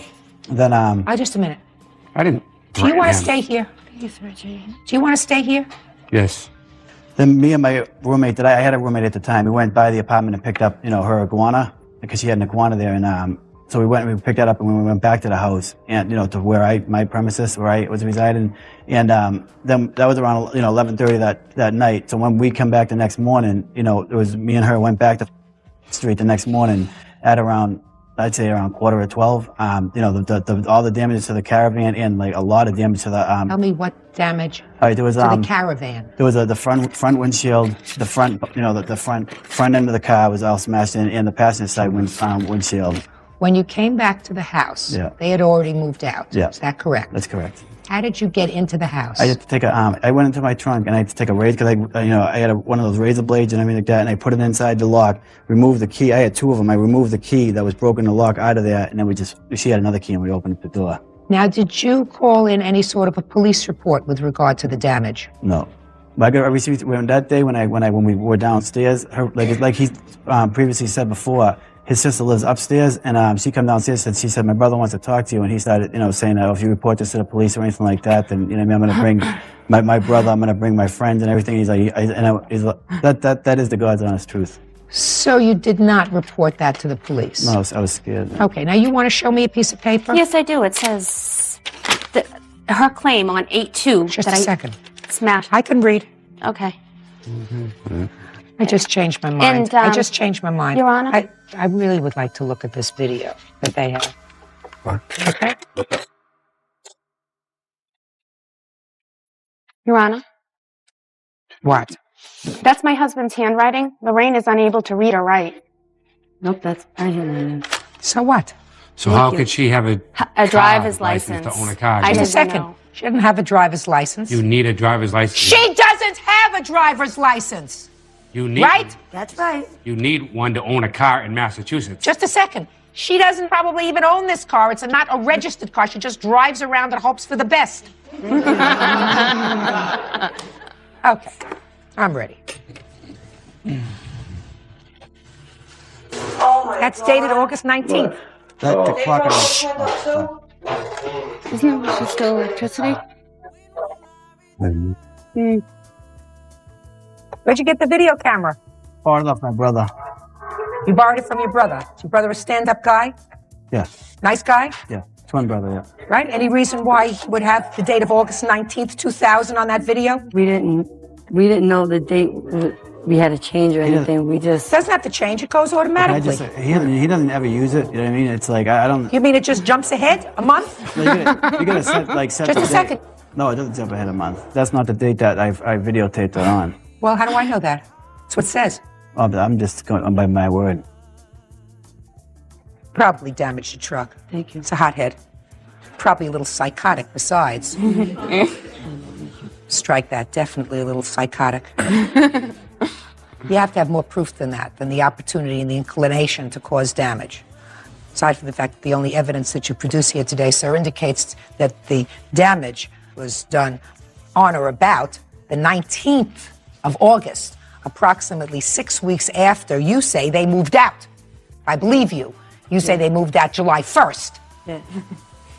I don't believe that, but that's what you say. So if they moved out July 1st, you hung around with this glass in your stove, No, I and with, didn't. I'm speaking, glass in your stove and all the schmutz in your house for 7 weeks. You are entitled to $100 for one half of the utility bills while you were there. You are entitled to nothing. Thank you. That's all. Parties are Excel versus Thomas. Parties have been sworn in, Judge. You may be seated, ma'am. Have a seat, please. Mr. Parcell, what kind of work do you do? I own a tanning salon Where? in Bend, Oregon. According to your complaint, the defendant owes you expenses for a trip that you took her on, some kind of a conference. Where was the conference? It was a trade show in Las Vegas. How did you know her? She had been a client at my salon. Also, one of my friends was her boss at her job up there in Oregon. So tell me how it came about that you invited her on this trip. Last April of 1999, I had purchased originally 6 tickets. And about a month before leaving, I had talked to Amber about the trade show and what was going on. And she seemed really interested and she wanted to go. What kind of trade show was it? Indoor tanning. Go ahead. And she said she really wanted to go. So I said, well, look, I got the tickets. What kind of tickets were these? Airline tickets, trade show tickets. Go ahead. So anyways, after I told her the expenses, she said... What expenses did you tell her? I told her approximately the airfare was going to be about $135 round trip. I said we could upgrade up to first class for $40 each way, and she liked the idea of that. Okay, go ahead. So, anyways, after I told her the expenses, she said she wanted to go. I said, well, That was the expense you told her, the airline well, no, ticket. the airline, half the hotel, which approximately about $150. The car rental, which also split in half, about $150. So she was going to go with you, not with the other 6 people. She and I, there's actually four people that went. We got 2 different cars. Amber and myself split one car, and we split one hotel room. So you stayed in the hotel room with Amber? Yeah, there was 2 beds in the room. Okay. And what was the hotel room? $270, $281. Was the entire cost? The entire cost. Well, what was half the cost? You have a calculator? It's $270, $281 divided by 2. 136. Thank you. 136. And $150 for the car rental. Is that her? No, Is that half of it or the whole thing? No, actually, the car rental came to a total of $137.40 divided in half. What other expenses did you tell her? The trade show, the tickets cost $79 per person, and I have an itinerary of what was included in that, as far as the seminars and the private parties and Okay. What else? food and beverage. You didn't tell her about food and beverage. Well, Mr. Parcell. Originally, I told her, bring your money for the food and beverage. You know, she could pay herself, but she didn't All bring right, any so- money with her. Okay. Go ahead. What else? Gasoline for the car and the tipping of the valet for parking and bringing our bags up to her room. Mr. Parcell, you didn't tell her about those things. No, I told her. Okay. You told her, if I believe you, that she was be responsible for $172 for the airfare, $136 for half the room, $68 for the car, and the trade show tickets was $79. Yes. Okay, that's what you told her. Maybe. That was the basic expenses. Who knows what food and everything's going to cost? Right. So you went to the trade show with her. Did she give you any money for these things? She says she could give me the money within 2 weeks of when we left. That time came. She had subsequently gotten fired or left her job that she was working at, and she came in and told me. And at that time, I was stuck with the tickets. And I said, well, do you have any job prospects? She said, yeah. When I get back, I have 3 possibilities. One's at a bed and breakfast. One's at a, I believe, a piercing studio. And another one at a ice cream parlor. Okay. And she said that she'd be able to pay me back within 2 or 3 months from that time. So you went to the show. You all went together. Yeah. And? We had a great time. The whole week we were there, no problems, having fun. She never attended any of these seminars. She pretty much just drank and hung out at the pool and wanted to get marijuana the whole time. So? Well, you know, she kept on bugging me about it. Can you call your friends? Can you I'm not interested in that. No. That's what her activities, you know, were down there. And she never paid you any money? Never paid me any money. Before we left, I said, look, if you go down there and you get the certification for indoor tanning, which is included in the package, you can work at my place a few days a week to help pay this off. But she never got the certification. And then when we got back, she had moved to Florida. Okay, Ms. Thomas, let's hear from you. First part of Bill's story was totally correct. We had met at the tanning salon, and Bill had told me about the, trade show and whatnot, and was needing somebody to work in his salon because he had previously fired everybody else who would work for him. And he asked me if I would, go down there with him so I could learn more about the convention and about the industry, meet the people. So we went, and the only reason I had went with him is because it was under a strict understanding that this was supposed to be a tax write-off. Like he said, yes, I had just lost my job, but just a second. Tell me about that. Tell me about strict understanding that it was a tax write-off. He said that because there was 2 other girls who went, and they went to strip at a strip club, and so they were paying him back for the tickets that they, had used, because they didn't go for the tanning show or trade show or anything that we were there for.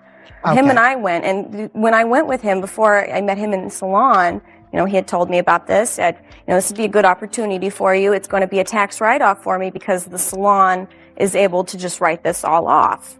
So, figured, yeah, sounds great. It just happened to be during my birthday. Thought, perfect opportunity. Stop playing with papers. And so we went down there and, I went to the trade shows. So what you're telling me, Ms. Thomas, is that there was absolutely no discussion of money. Oh, besides food and alcohol. Yeah, I brought my own money for food. That there was no discussion of money with him for the airline tickets, for the trade show, that you would reimburse him for any of this money, that you had lost your job, that you didn't have the money to give him before you went. That is not true. Oh yeah, no, we had talked about the fact that I had lost my job, and that's why, you know, there would be no way that I'd be able to go on this trip, and that's when he brought up the fact that it was a tax write-off. Judge Judy continues in a moment. He was sitting back at the bar talking trash on me, and then it got to the point where he would mad dog people that I would be talking to, getting really possessive and really weird. Real cases, real people. Judge Judy. William Parcell says Amber Thomas owes for a trip to Las Vegas to attend a tanning salon trade show. Amber says William used the trip as a tax write-off. So what you're saying, Miss Thomas, is that he told you that you would not have to pay for the airline tickets, the car rental, the ticket to the trade show, that you would not be expected to reimburse him for that. Correct. What do you think caused him to change his mind? We went down there, and like he said, at first everything was fine, and my witness can attest to this. She was around a lot of the time. She was able to see this. First, you know, like I said, everything was fine, and then it got to the point where he would mad dog people that I would be talking to, getting really possessive and really weird. We went to one party, and he was getting really upset that I wasn't going to go in there with him. And so he came over and was really upset. Well, why aren't you going in there with me? You know, na. I said, well, Bill, you know, if you want to go over there so bad, then you should just go. I'm right here. And Bill said, you know, I don't know about you. Maybe it's easier for you just to walk up to people and talk to them. But it's not that easy for me. And that's when I said, well, Bill, is this the only reason you brought me here, was for introductions so that I can introduce you to people? So, I mean, when we were at the shows, I just walk up, oh, hi, how you doing? And he said, well, basically, yeah. So that was the end of our conversation for that night.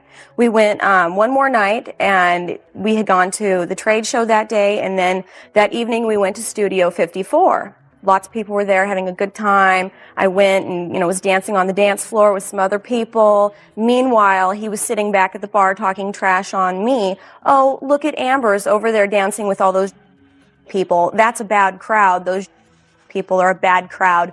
You shouldn't be around. Talking terrible to the people that I know from about me. Oh, you know.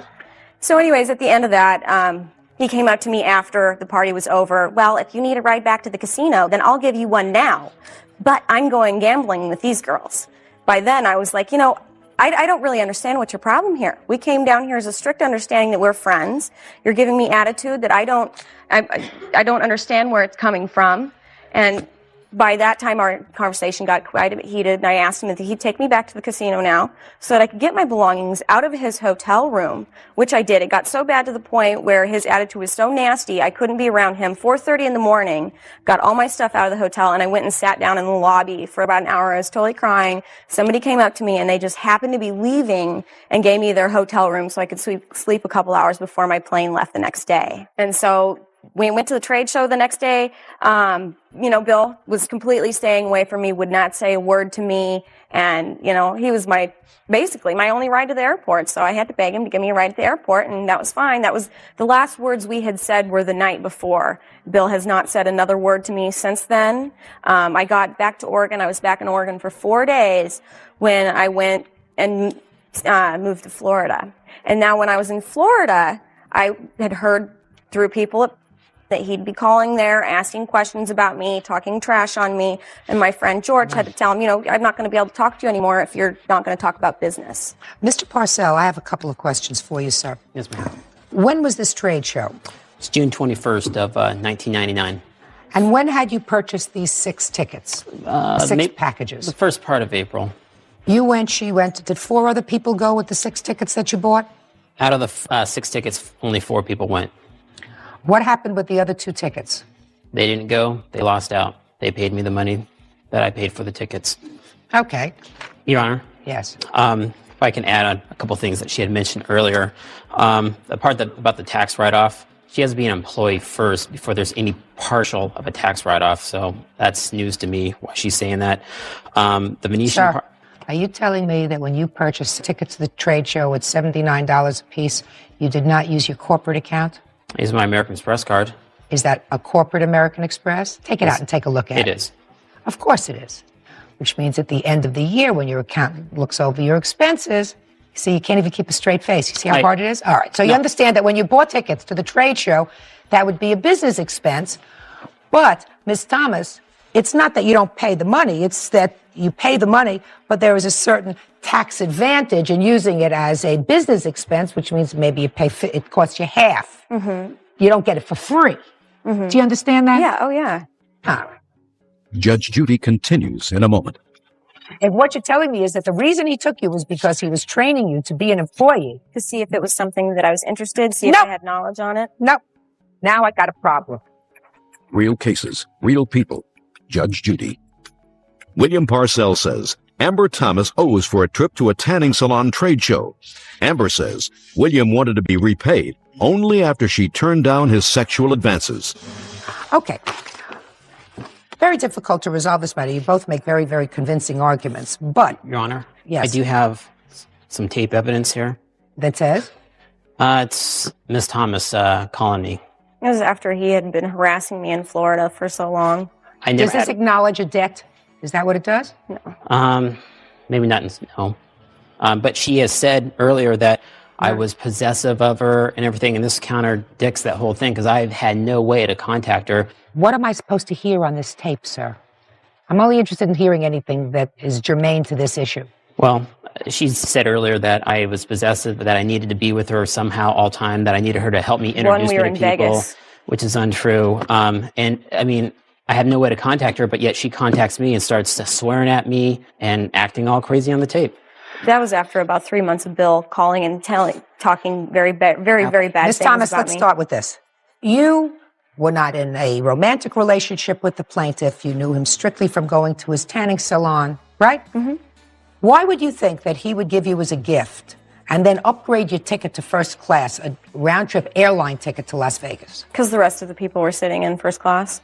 I would have been the only one sitting back in coach. Just a second. That's not my question. Why do you think he would pay for your airline ticket to begin with? Your Honor, I was completely under the assumption that because I was supposed to start working for his salon once I got back. Well, did you?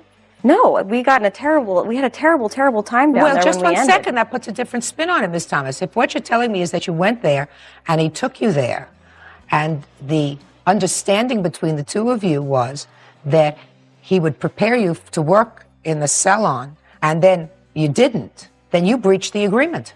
No. If what you're telling me is that the reason he took you was because he was training you to be an employee. To see if it was something that I would, go down there and see if that was something that I was interested, see if I had knowledge on it. No. Now I got a problem. But Mr. Parcell, I also have a little bit of problem with some of your numbers, sir. Let me tell you what problem I have. I believe that she is absolutely responsible for the airfare, for her own airfare. And that airfare is $172. Let's see if I can work this thing, Bert. I'm going to try all by myself, okay? Okay. All right. 172. And I believe that you, sir, are responsible for her trade show ticket, because you took it as a write-off. Now, as far as your rental car was concerned, the other two people that went down with you, the girls that went down with you that you didn't see much, they were going to rent their own car. I rented the car for them. Or you rented the car Yeah. for them. There's no question in my mind that you were going to have your own car because you weren't all traveling together, right? 4 people, 2 different directions. Right, so you're going to have your own car anyway, right?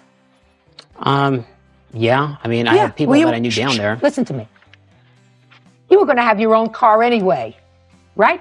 Yes. No. So the fact that she came with you and she rode with you, you didn't have any additional expense because she went there. I'm just talking about what she could reasonably expect to have to pay you for going down there. Well, we talked about the car, the hotel, trade show tickets, and the airfare. You had the hotel anyway, sir. Did you pay any extra for her at the hotel? Yeah, there was charges for that I didn't use, services that I did not use. Like what? I have to look at it, but the phone calls, food that she had I never charged made the any room. phone calls. I had a phone card that I used at a payphone. If you use the hotel phone and you even use a Downstairs payphone. at the hotel? Just a second. Mr. Parcell, you have the hotel bill now? This would be interesting. Yeah, I do. I have. Show me the phone calls that you attribute to her. She says she used a phone card.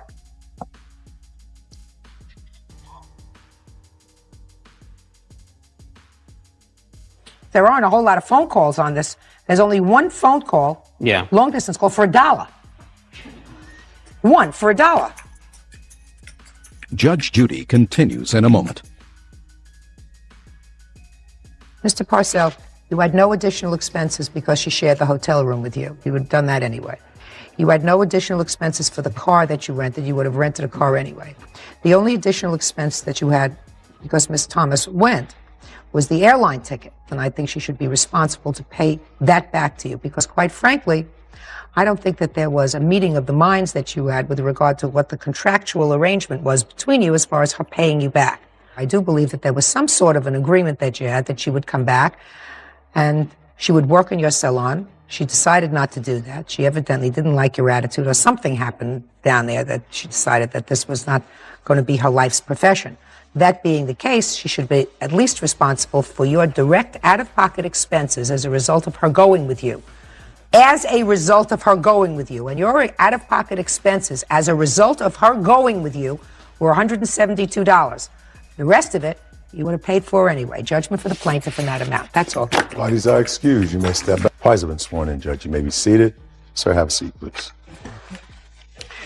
Miss Osland, you're really involved with this case. Is this your husband? Yes, it is. Your daughter had a baby. Is this Yes, your ma'am. first grandchild? Yes, ma'am. And according to you, you bought a camcorder for her to record and memorialize the baby's first smile coming home, and you loaned it to her. Yes, ma'am. And she refuses to return it to you. Yes, ma'am.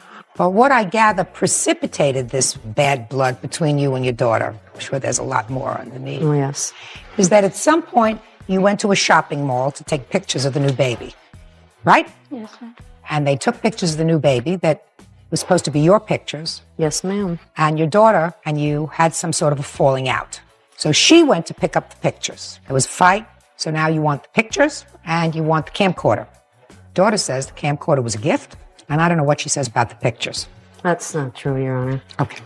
When the baby was born, was everybody happy? Yes. She invited me down to the delivery room, and I was in the delivery room. Is that with her right? And everything, yes. Yes, Your Honor, I did invite her. So everything was okay. So the baby was born. Yes, ma'am. Boy or girl? Little girl. How long did you stay in the hospital? Less than 24 hours. So it was an easy delivery, Very. in and out? Or just out? Quick. Who took you home from the hospital? My boyfriend did. You're the boyfriend. Yes. And you live together with your boyfriend. Yes, Your Honor. Any plans to get married? Not right now. Any reason? Just not ready. Ready to have a baby but not get married? It wasn't planned.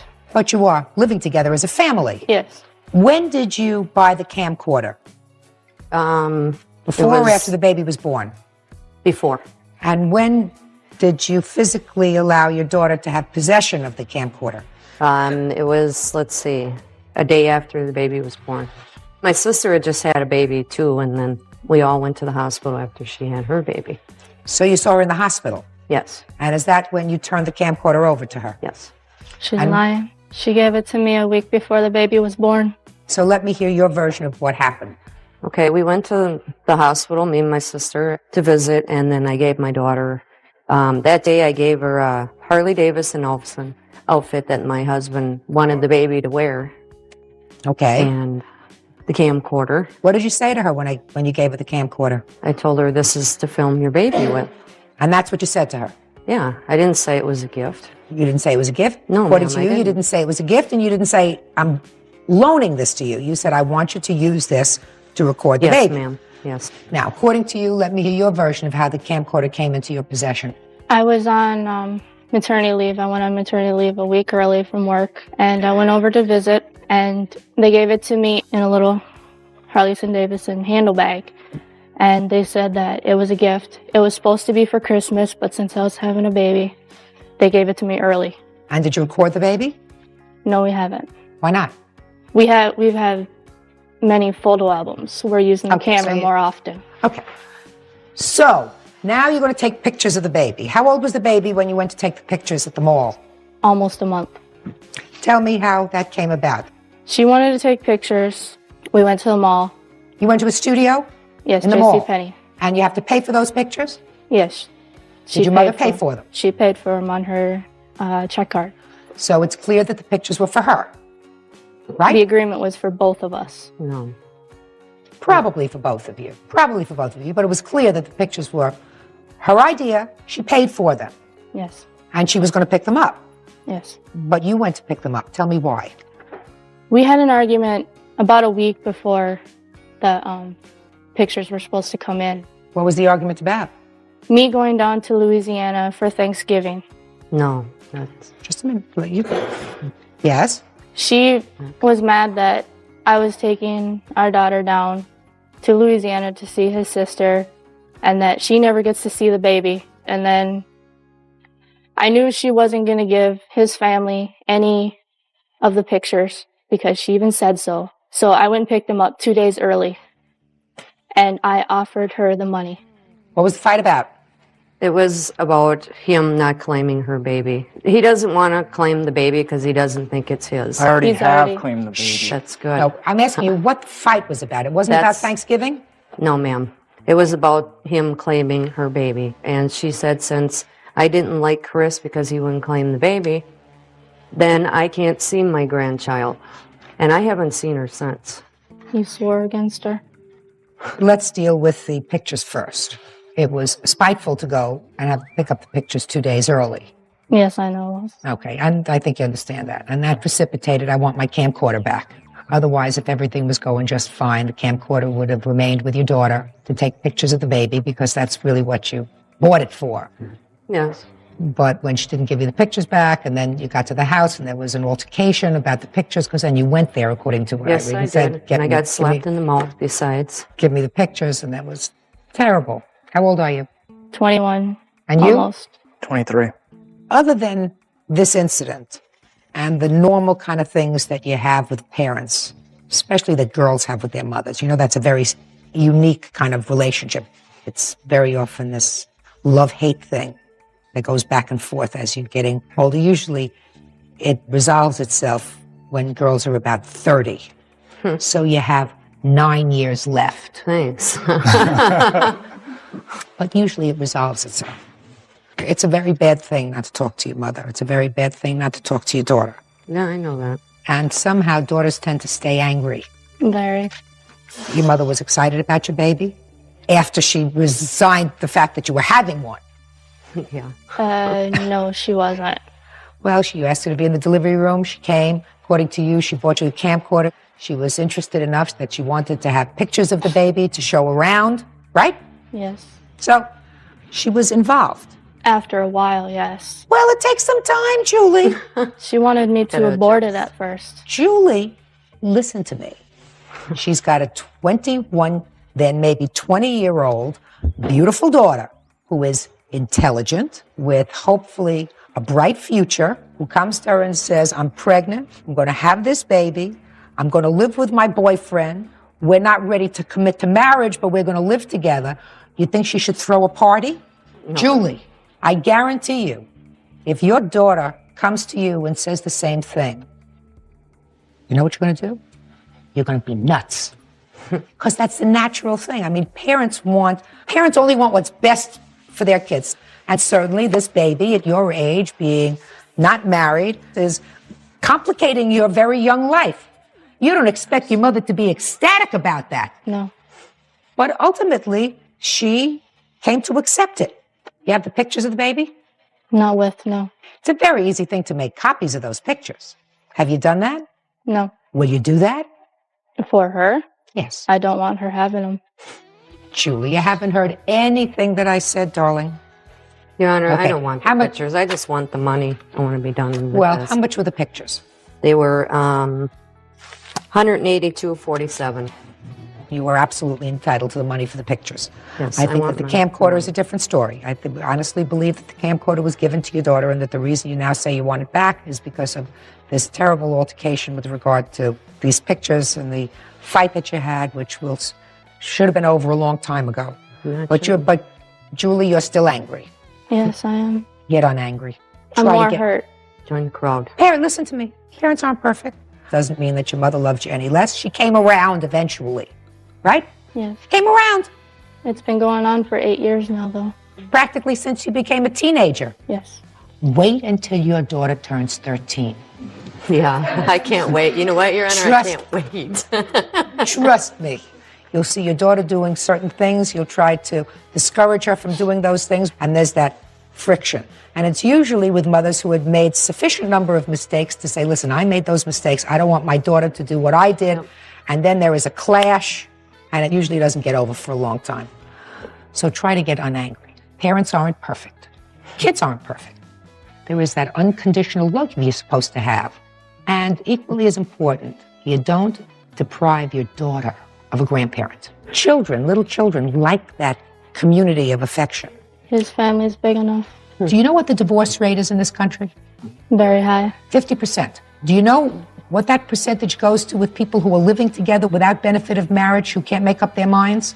Probably 90%. So there is a 90% chance that you and this young man will not be together in 10 years. She'll always be your mother.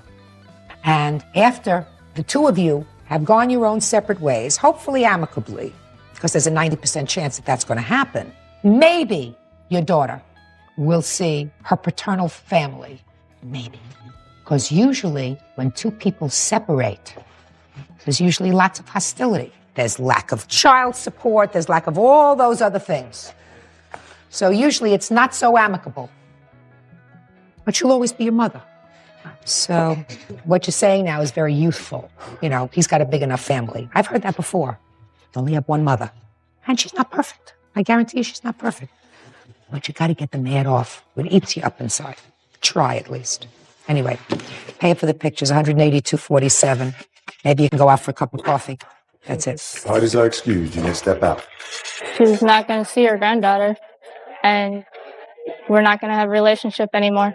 I think it turned out good. At least I got the money back for the pictures. As far as not seeing my granddaughter, I will. And now the next case. All parties on Bryant versus Williford. Step forward, please. 41-year-old homemaker Loretta Bryant is suing 40-year-old surgical technician Lori Williford. Loretta claims Lori's son, 17-year-old Matthew, assaulted her daughter with an ashtray. Miss Bryant, you and the defendant at one point shared a home together. No, ma'am. It was my daughter, Rhiannon. Do you know anything about I'm suing this? in behalf of my daughter because she's a minor child. Okay, why don't you have a seat, please? Step up. You shared a home with the defendant. Yes, ma'am, I did. Him and his girlfriend, Melissa. Are you the mother, too? I'm the mother, too. Would you sit down? Stand up here. According to your complaint, an incident occurred where the defendant assaulted you with an object. An ashtray. Go ahead.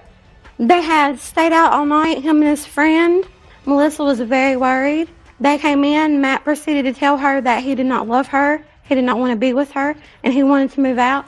After we had spent all this money in getting a house, his friend was being very rude to me. He was calling me names, and I kicked him out of my house. How did you do that? I struck him in the head a few times. With what? And the phone. He had the phone in his hands. So you struck his friend? Yeah, his friend. I made him leave. I went back to my room. I heard one loud sound, and that was when ashtray hit my door. It made a hole in my door about this big around. I opened the door, and the other ashtray hit me. Where did the ashtray hit you? It hit me on my arm, right here. My arm immediately swelled up. The police came. They said seek medical attention. We did not press charges because that night Matt had said he was sorry and that he was going to pay my hospital bill. How much was your hospital bill? It was $225. Was that an emergency room visit? Yes, it was not the hospital. It was a place called Emergent Care. And it's just like a little facility where you go and reach medical attention right then and there. Okay. What other bills did you have as a result of your injured arm? I was out of work. For how long? 2 days. What was your wage each day? What did you take home each day? I would say anywhere from $32 to $36 for both days together. For both days? Mm-hmm. Let's hear it. I left the night before because of drug use has been going on. And I come back and it was about 9 o'clock in the morning, me and my friend Jonathan. Her and Jonathan started saying something to each other, and he said some vulgar stuff to her. And she hit him in the head with the phone. I told her to get out my face. She went in the bedroom, and I was very frustrated. So she got out of your face? Yeah, right. As you had requested? Yes, ma'am. Pick it up from there. All right. I picked up an ashtray and threw it towards the door. What'd you do that for? I was mad. Okay, And so you hit the door. I hit the door and I picked up another one and threw it the same direction. The door was closed and then she opened the door and the ashtray hit her. I freaked out because, I wasn't trying to hurt nobody. And I took off out the door because I didn't know what to do. So then you admit that you threw an ashtray. Yes, ma'am. The ashtray hit her in her arm. Yes, ma'am. You got scared and you left. Yes, ma'am. Why didn't you pay the medical bill? I did not have that kind of money at the time. You want to say something? Yeah. Go ahead. I talked with Miss Bryant. She called me a few weeks after this happened, and I told her, I said, I do not have that kind of money. I'll be willing to work with you, but I don't have that kind of money. And she was just very ugly, cussing me out, and I said, whatever you got to do with this, go ahead and do, because she was very vulgar to talk with. No, ma'am, that's not how it happened. He agreed to pay her bill. 2 days later, he's like, I'm not paying it, do whatever it is you got to do. I called her on the phone, and yes, we did have some words, but she was just as heated as I was because we were both frustrated at the situation. I did not cuss her out. That's a barefaced lie. Judge Judy continues in a moment. Why didn't you pay this bill? I didn't feel responsible to have to pay it. Why? It wouldn't ever have occurred if she wouldn't have started it. Can I see those ashtrays, please?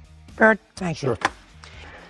Even though you didn't intend to hurt her, you intended to vent your frustration at the door, right? Correct. Which is the ashtray that hit you? The blue one. It had charcoal on it. Just a minute. That's a pretty heavy weapon. You could kill somebody with that? I was not thinking at the time. Right. Well, if you're not thinking, then you're acting stupid. And if you're acting stupid and you cause injury to somebody, you have to pay for it, right? Yes. I'm going to say one thing to you. The person that you hit on the head with the telephone would have the same complaint about you. And the first person to use any physical force, was who? That was me. Right. Not smart. So the violence in that, the physical violence, Ms. Bryant, was started really by your daughter. Not against him, but against somebody else. You are clearly responsible for the injury to her arm. I don't have your friend Jonathan here, who was clobbered over the head, so I don't have to deal with that. Was there any repercussion as a result of that assault? No, ma'am. Jonathan just took care of the bump on his head, is that right? Jonathan had a lot of personal problems anyway. Well, being hit on the head with a telephone didn't help. All right, the bills that I see here, are, together with the medical bill, $261. So what do you think that Matt should pay? I think Matt should at least pay the bills. Pay what he agreed to pay. Absolutely right. And for your day's wages. Mm-hmm. $261, judgment for the plaintiff. That's all. Parties like case number 41 on the calendar in the matter of Poncelet Del Sol versus Howell. Parties have been sworn in. You may be seated. Sir, have a seat. Is it Ms. Del Sol? Yes. You were hired by the defendant, according to your complaint, to be makeup artist in a photo shoot that he was organizing on the island of Antigua? Almost. It was a feature film, actually. And you traveled to Antigua? Correct. And it is your claim that he owes you money. He says that he paid you some money, actually, but you left the project and you were a nut while you were there, and you caused him to spend thousands of dollars in downed production time and your replacement, and he has a counterclaim.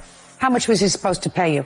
$2,000 for my services. So far, is that correct, Mr. Howell? Yes, it is. And what kind of film were you making? It's an action flick. How much money did you have to make this film? About 150,000 US. Have you ever made a film before? Yes. How many films? 2 prior to this. Where? In what country? I made one in Antigua, and I made one in New York. Was the one that you made in New York a full-length feature? Yes, it was. Did it sell anything? It's still in production, post-production.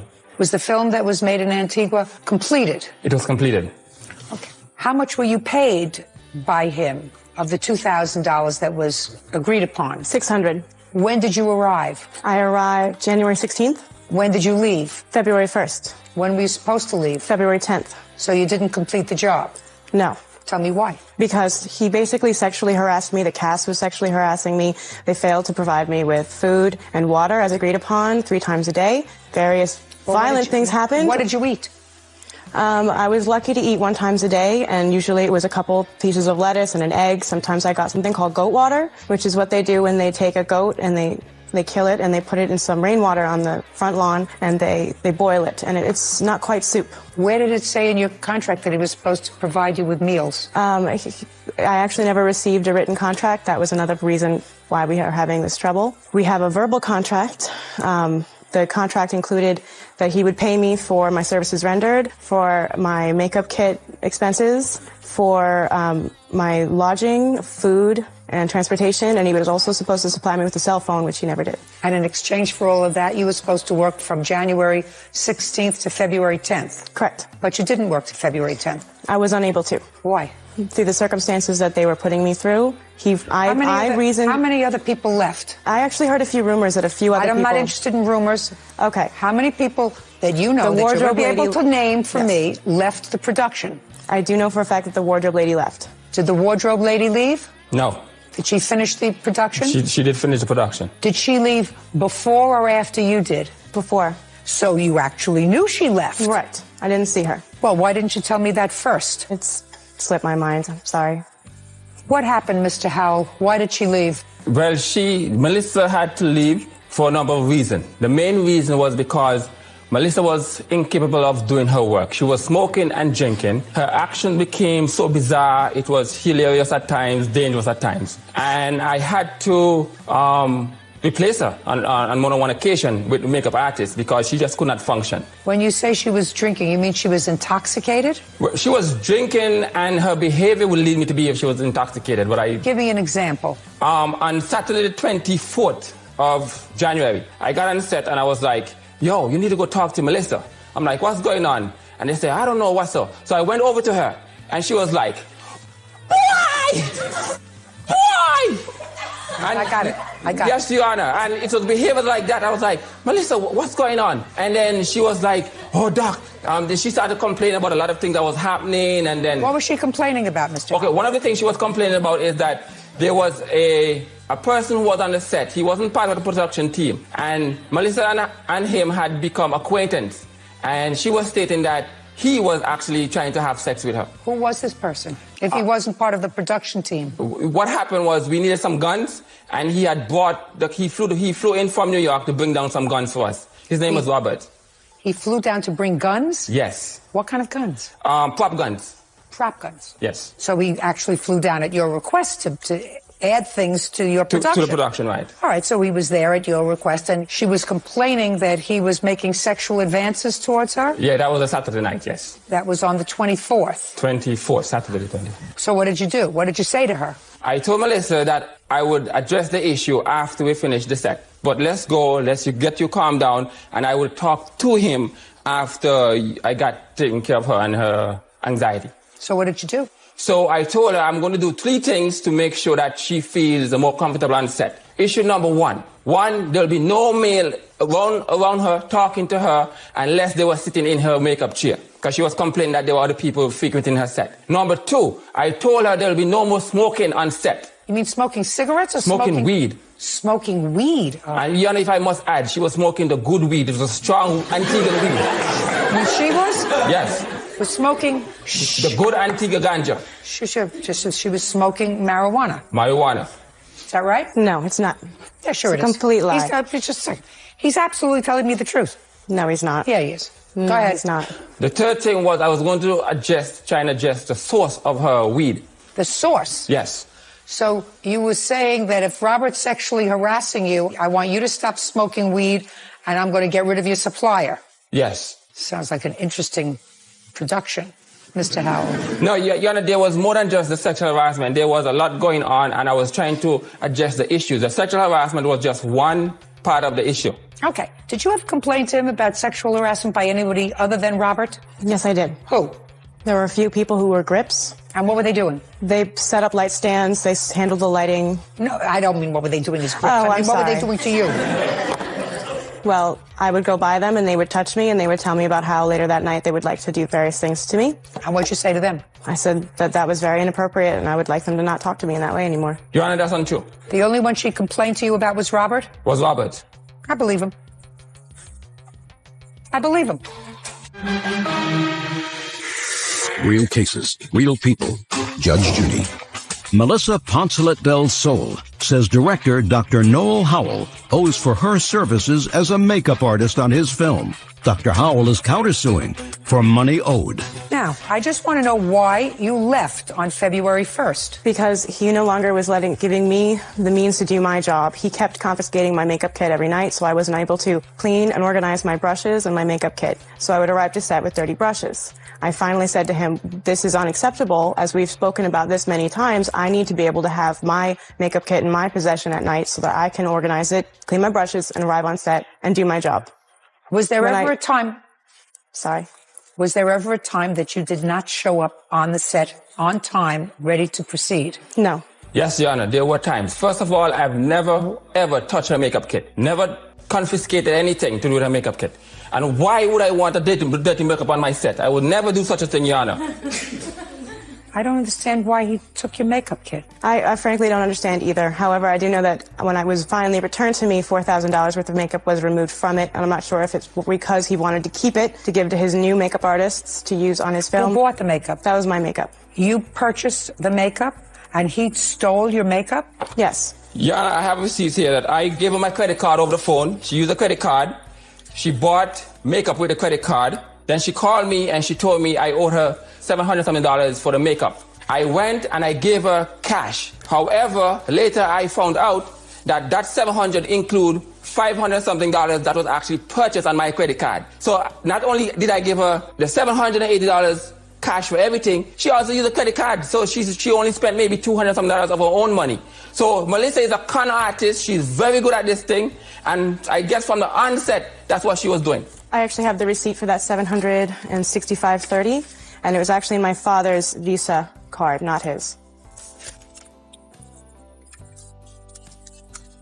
And Your Honor, I have the receipt that she submitted to me, and this is what she gave me. This is the receipt she gave me. Just a minute. And on this is what she told me she spent. And if my memory serves me correctly, it said MasterCard. And she gave me this.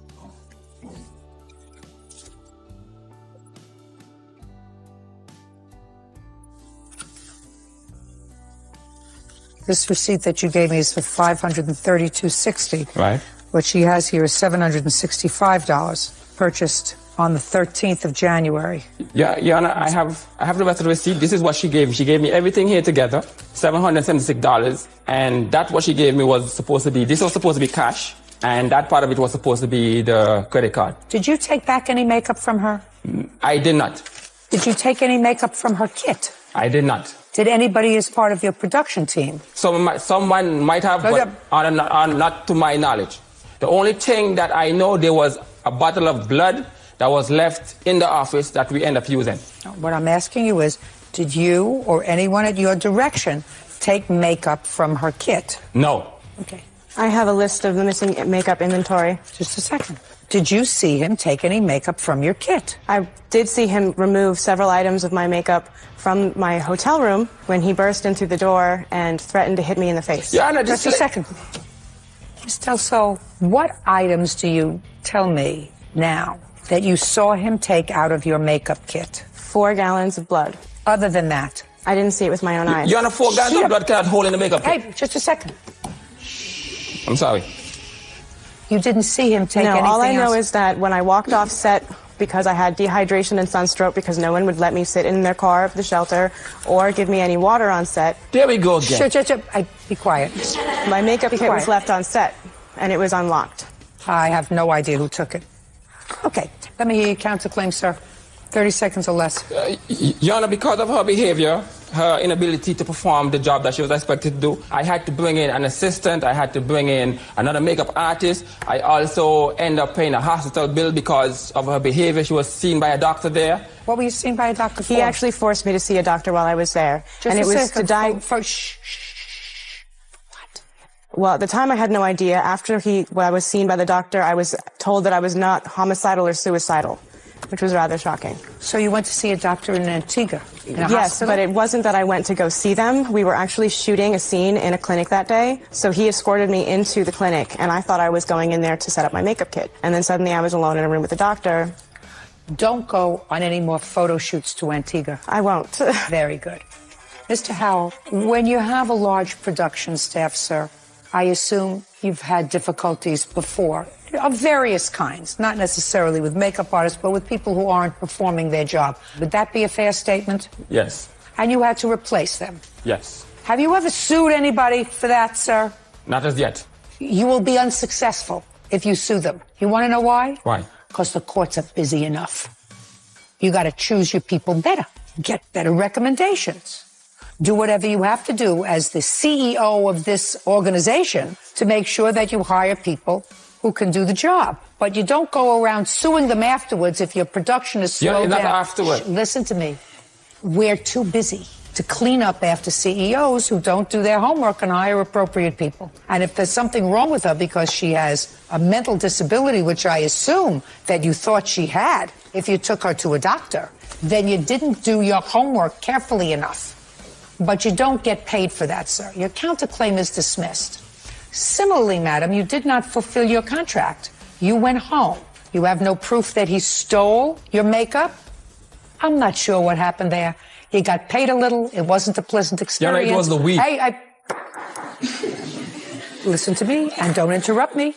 Did I give you plenty of opportunity to talk? Yes, yeah.